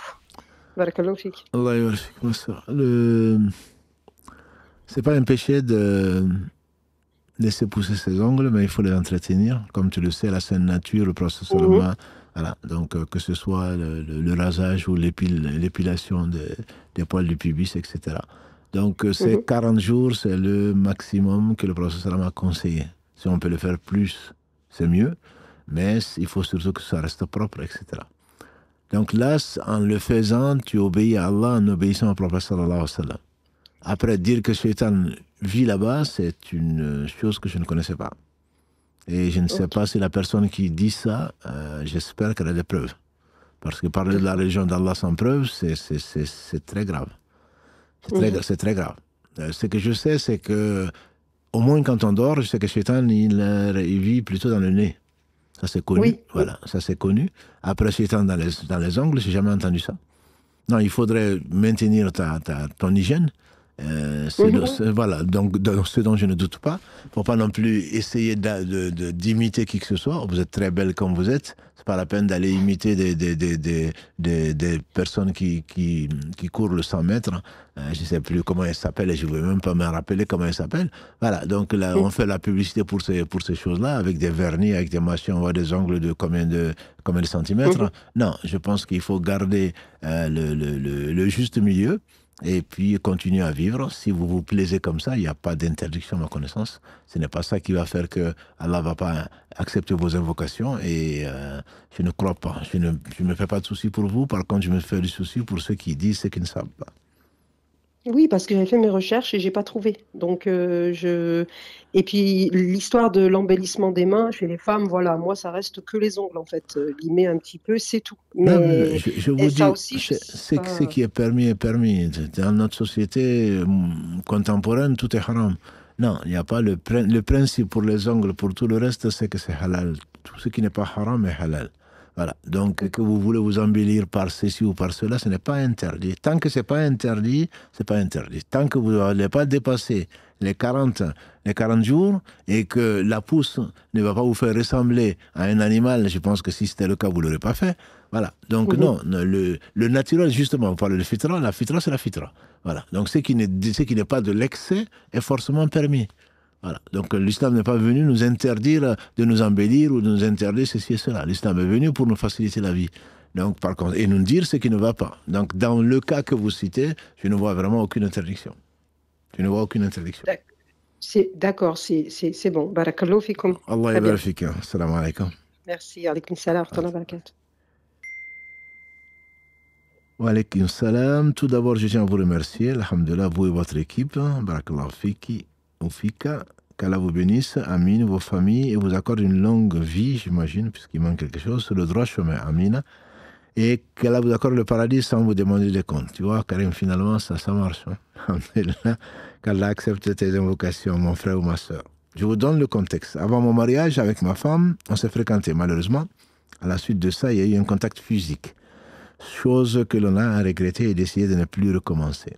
Une des conditions du repentir, si je ne me trompe pas. Effectivement, c'est l'une des 4 conditions, l'une des 3 conditions, quand ça ne concerne que des droits d'Allah, subhanahu wa ta'ala, c'est arrêter immédiatement, par contre, arrêter, regretter, ça en fait partie, et décider de ne plus jamais le refaire. Donc ensuite, on a pris la décision de faire les choses correctement, mais en attendant que les choses se concrétisent, on a continué à discuter ensemble, sans contact physique, mais c'est de la fornication quand même, comme tu le dis. À la suite de ça, le mariage a été célébré aujourd'hui. Nous avons un petit garçon, qu'Allah le bénisse. Alhamdulillah, mais voilà, aujourd'hui, Allah subhanahu wa ta'ala m'a permis de me remettre en question. Alhamdulillah, c'est une faveur sur toi, mon frère. Je me suis rendu compte que nous n'avons pas fait notre repentir correctement, ce qui est vrai, de ce que je lis. Car nous avons continué à discuter ensemble. Ma question, est-ce que notre mariage est valide? Oui, mon frère, ton mariage est valide. Quand on dit de faire le repentir, c'est pour que Allah vous pardonne ces péchés qui sont suspendus, que vous risquez de voir au jour du jugement dernier. Allah sait si vous avez discuté en aparté et tout le reste, et ça continue. Même si il n'y a pas eu de contact physique. Donc le repentir n'est pas sincère. Donc il faut se repentir de ce repentir manqué. Et c'est pour cela que je dis souvent, peut-être qu'on le verra chez Allah samedi prochain, si on savait ce que voulait dire le repentir, je pense qu'on se repentirait de tous les repentirs qu'on a fait, parce que généralement ils ne sont pas sincères. Donc le repentir sans repentir sincère, le péché reste. Et les savants disent qu'il faut se repentir du fait d'avoir retardé le repentir. Donc ce n'est pas un repentir qui est sincère comme tu en es conscient, mon frère, et qu'Allah te permette et vous permette de vous repentir sincèrement. Ce qui est fait est fait. Le mariage est valide. Si vous avez fait une séparation de corps que tu connais, c'est au moins l'écoulement de sang, soit des lochis, ce n'était pas votre cas, soit au moins des menstrues, voilà, le sang est menstruel ou des lochis, et que vous avez continué à vous fréquenter, ce qui est malheureusement courant. C'est courant. Ce n'est rien pour nous. Se fréquenter, oui, mais bon, on n'a rien fait. Non, vous avez fait beaucoup de choses. Le prophète sallam a dit, il y a une part de fornication chez le fils d'Adam qui ne peut éviter. La fornication des yeux, c'est le regard. Je n'ai pas dit c'est le fait d'avoir vu, c'est le regard. La fornication de la main, c'est le toucher. La fornication de lui, c'est l'écoute. La fornication de jusqu'au bout. Donc ça fait, comme tu le dis très bien, c'est une forme de fornication qu'Allah te pardonne, qui nous pardonne. L'enfant, si le mariage est valable, l'enfant n'a rien à voir dans ça. Il vous faut sincèrement demander pardon à Allah maintenant, continuer à demander pardon, faire des bonnes actions qui effacent les mauvaises actions, comme Allah le dit dans la sourate 11, verset 114. Les bonnes actions effacent les mauvaises. Donc continuez, jeûnez, faites des sadakas, etc. Et regrettez-le, il se peut qu'Allah subhanahu wa ta'ala vous efface vos péchés et peut-être même transforme ces péchés-là en bonnes actions au jour du jugement dernier. Donc il n'y a pas à désespérer, ce qui est fait, mais il ne faudrait pas accepter la médiocrité. Ce que j'ai dit, l'islam a horreur de la médiocrité. Non, mais bon, c'est pas grave. Non, tu es médiocre. Tu peux faire, Allah te tend la main. Le soir pour te pardonner pour tes péchés du jour, le jour pour te pardonner les péchés de la nuit, et tu es là en train de te contenter du peu. Non. Il faut être... C'est ce qu'on vous demande, c'est ce que tu nous souhaites, c'est ce qu'on te souhaite aussi, c'est sans jugement. Ça existe. Donc pourquoi tu ne vas pas demander à Allah de te faire entrer au paradis sans te demander des comptes? Non, il faut le demander. Donc le repentir, le prophète sallam lui-même demandait 100 fois par jour pardon à Allah. Nous, quand on fait 100 fois, ça y est, c'est le meilleur jour de notre vie, on est très content. Mais 100 fois, c'est quoi? Chaque fois qu'on pense à Allah, si on ne demande pas pardon, je crains que ce soit un péché. Je crains. Donc, le repentir doit être sincère. Si Allah te fait penser à ça, déjà, c'est qu'il veut que tu te repentes. Toi et ton épouse, revenez vers Allah subhanahu wa ta'ala et repentant et qu'Allah subhanahu wa ta'ala vous pardonne et nous pardonne à nous tous. Barakallahu fik. Donc, ce sera le dernier appel, Inch'Allah, parce que l'émission tire vers sa fin, mais on va quand même essayer de répondre, Inch'Allah, à quelques questions. Dernier appel, on prend donc, Inch'Allah. Allô, oui? Allô, salam alaikum. Wa alaykum salam wa rahmatullah. Merci d'accepter de prendre mon appel, cher, à toute l'équipe. Alors, cher, moi j'ai une question concernant l'identité. Moi, j'ai une sœur qui, il y a des années de cela, a changé d'identité. Elle est partie de l'Afrique, elle est partie dans les pays d'Europe et elle a changé d'identité juste pour avoir les papiers parce que voilà, erreur de jeunesse, pardon. Et du coup, depuis des années, elle travaille avec une fausse identité et elle perçoit et des prestations et elle travaille aussi, elle perçoit des salaires.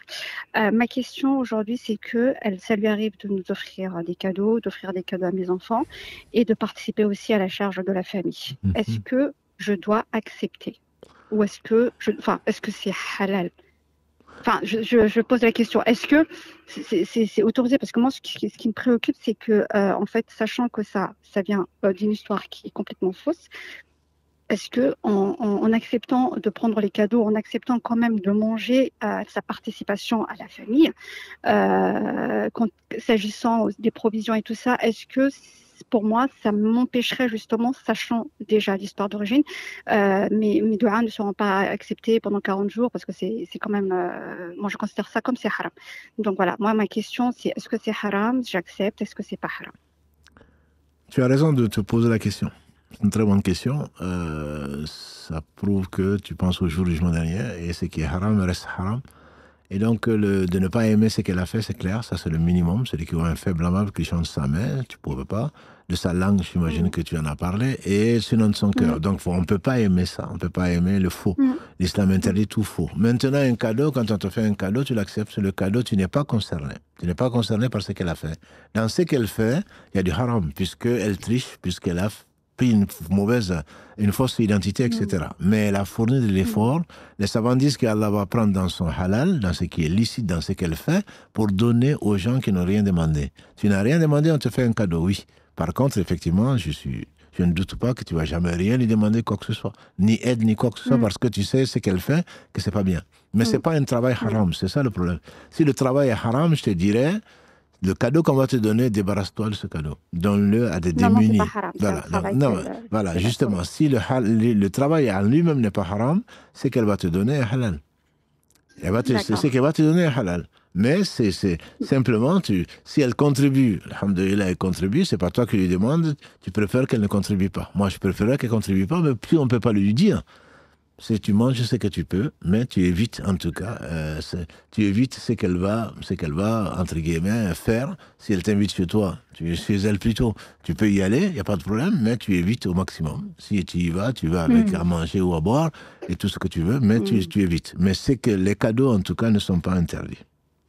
D'accord. Ouais. Et même quand il y a la prestation sociale qui est mélangée avec son salaire, prestation sociale qu'elle prend grâce au mensonge qu'elle a fait. La prestation sociale qu'elle prend est haram pour elle. C'est haram pour elle. Mais si elle l'utilise pour ses enfants ou pour toi ou autre chose, ce n'est pas haram. C'est ça que je veux dire. La prestation, elle a menti pour l'avoir, donc c'est de l'argent qui est haram. Oui. Voilà. Si elle te dit, voilà, c'est la CAF, je te la donne, ou je ne sais pas quoi d'autre, je te la donne. Là, cet argent-là, tu le prends, tu le donnes à des nécessiteux, des gens qui n'ont vraiment rien. Et c'est pas ce qui manque. Voilà. Ok. Wallahu a'lam. Très bien. Non. Barakallahu fikum. Allah yarfik. Merci Avec beaucoup. plaisir. Jazakallah khairan à toi et à toute l'équipe. Allah yarfik. Et qu'Allah vous récompense par le meilleur. Amin, Merci beaucoup. barakallahu fik. Jazakallah khairan, ma sœur. Jazakallah khairan. Assalamu alaikum. Assalamu alaikum. Alaykoum salam. Donc, on va prendre les dernières questions écrites. Il reste plus que 5 minutes, on dirait presque. La préservation des ovocytes. D'isoler la sœur qui a posé la question, est-elle autorisée en islam? On va la prendre en même temps avec d'autres questions qui ont un rapport. C'est revenu comme ça. Donc, on a préféré les regrouper. Là, les ovocytes. On en a un peu parlé dans l'islam au quotidien, dans le fiqh contemporain. Ce qu'il faut savoir, l'islam interdit le don d'ovocytes. Ça, au moins, il faudrait que ce soit clair. Parce que j'ai eu des questions comme ça. Est-ce qu'on peut donner, ma sœur, elle ne peut plus avoir d'enfants, je peux lui donner des ovocytes? Non, mais c'est ma sœur. Non, même si c'est ta tante, ça ne change rien du tout. Parce que la filiation dans l'islam, ça fait partie des 5 ou 6 choses qu'Allah subhanahu wa ta'ala a rendues sacrées. Il ne faut pas mélanger. C'est considéré comme de la fornication. C'est comme si ton mari avait eu des relations avec ta sœur. C'est pas ton enfant. C'est ton neveu, entre guillemets. Donc non, c'est pas permis. Maintenant, la conservation. Dans quelle mesure on peut faire la conservation? Une sœur qui écrit, bien sûr, elle travaille à l'hôpital, secrétaire médicale à l'hôpital, donc en PMA, procréation médicalement assistée, ça c'est permis. On a dit dans quelles conditions? Il faudrait que les prélèvements soient faits dans les meilleures conditions possibles. Donc, chez la femme, prélèvement d'ovocytes, chez l'homme, mais c'est dans l'islam, on a dit également, dans l'islam, dans le fiqh contemporain, si vous voulez bien aller dans les playlists pour voir où on en a parlé dans le détail. Comment le prélever? Il est interdit de se faire masturber pour prendre, parce que c'est la masturbation est interdite sur le principe. Donc, mais il y a d'autres façons de faire, de recueillir pendant un acte normal, etc., etc. Ça, c'est permis d'essayer et n'arrivera que ce qu'Allah veut. Maintenant, on n'a pas à, comme la sœur comprendra de qui je parle, de quoi je parle plutôt, celle qui travaille en particulier en secrétariat médical, on n'a pas à contribuer d'une façon ou d'une autre à quelque chose qui est interdit. Je ne vais pas citer, elle a cité un certain nombre de choses. Tout ce qui est interdit, si on y participe, en le sachant bien sûr, en le sachant c'est interdit. Donc c'est une part de péché que l'on prend. Je ne dis pas que le travail est interdit, je ne l'ai pas dit. Mais c'était du péché que l'on prend. Quand on est sur une chaîne de péché, on est concerné depuis. Parce que sans notre contribution, il n'y aurait pas eu ce péché-là. Donc on y a contribué. Pour le riba, par exemple, que tout le monde craint et que tout le monde fait, Allah déclare la guerre. Depuis le prophète m'a dit, est concerné par la malédiction divine, même les témoins. Pourtant, tu n'y gagnes rien. Même les témoins, celui qui écrit également le contrat. Aujourd'hui, tout est informatisé, d'accord. Mais même cela, où est leur profit? Il n'y a pas de profit dedans. Mais là, il y a une part de péché dedans. Ce qui Allah permis, et c'est la généralité. C'est la règle générale. C'est qu'Allah interdit, c'est l'exception pour notre bien, ça c'est interdit. Si tu y participes, de près ou de loin, si tu peux ne pas le faire, ne le fais pas. Si tu ne peux pas le faire, demande pardon à Allah subhanahu wa ta'ala et cherche mieux. C'est tout ce que je peux te dire. Donc, pour revenir au don d'ovocytes, on n'a pas à donner des ovocytes comme ça. Les préserver, on peut le faire si il y a besoin. Il y a besoin, c'est quoi? Comme cette femme qui est atteinte d'une maladie, qui évolue. Ça peut être un cancer, ça peut être autre chose. Les ovocytes vont être détruites avec le traitement. Elle peut prélever et faire une PMA dans un cadre de couple légalement marié. Une fois que Allah l'aura guéri, pour avoir un enfant qu'on va transplanter donc là où il faut, et si Allah veut, l'ovule va être fécondé, et ça va donner un fœtus si Allah veut, ou plusieurs. Voilà. Donc ça c'est permis, parce qu'il y a une nécessité, ça c'est permis. Par contre, je ne suis pas encore marié, et je vais garder l'ovocyte au cas où, quand je vais me marier. Non. Si c'est dû à une maladie, c'est la maladie qui va contribuer au fait que tu aurais pu avoir et tu ne peux pas. Mais tu n'es pas marié, alhamdulillah. Allah sait pourquoi. Tu seras marié au paradis, inshallah. Allah sait pourquoi il ne t'a pas donné d'enfant. Allah sait pourquoi il t'a éprouvé par le célibat. C'est certainement pas évident quand ce n'est pas un choix. Et je sais que, j'imagine beaucoup que beaucoup de femmes ne le font pas par choix.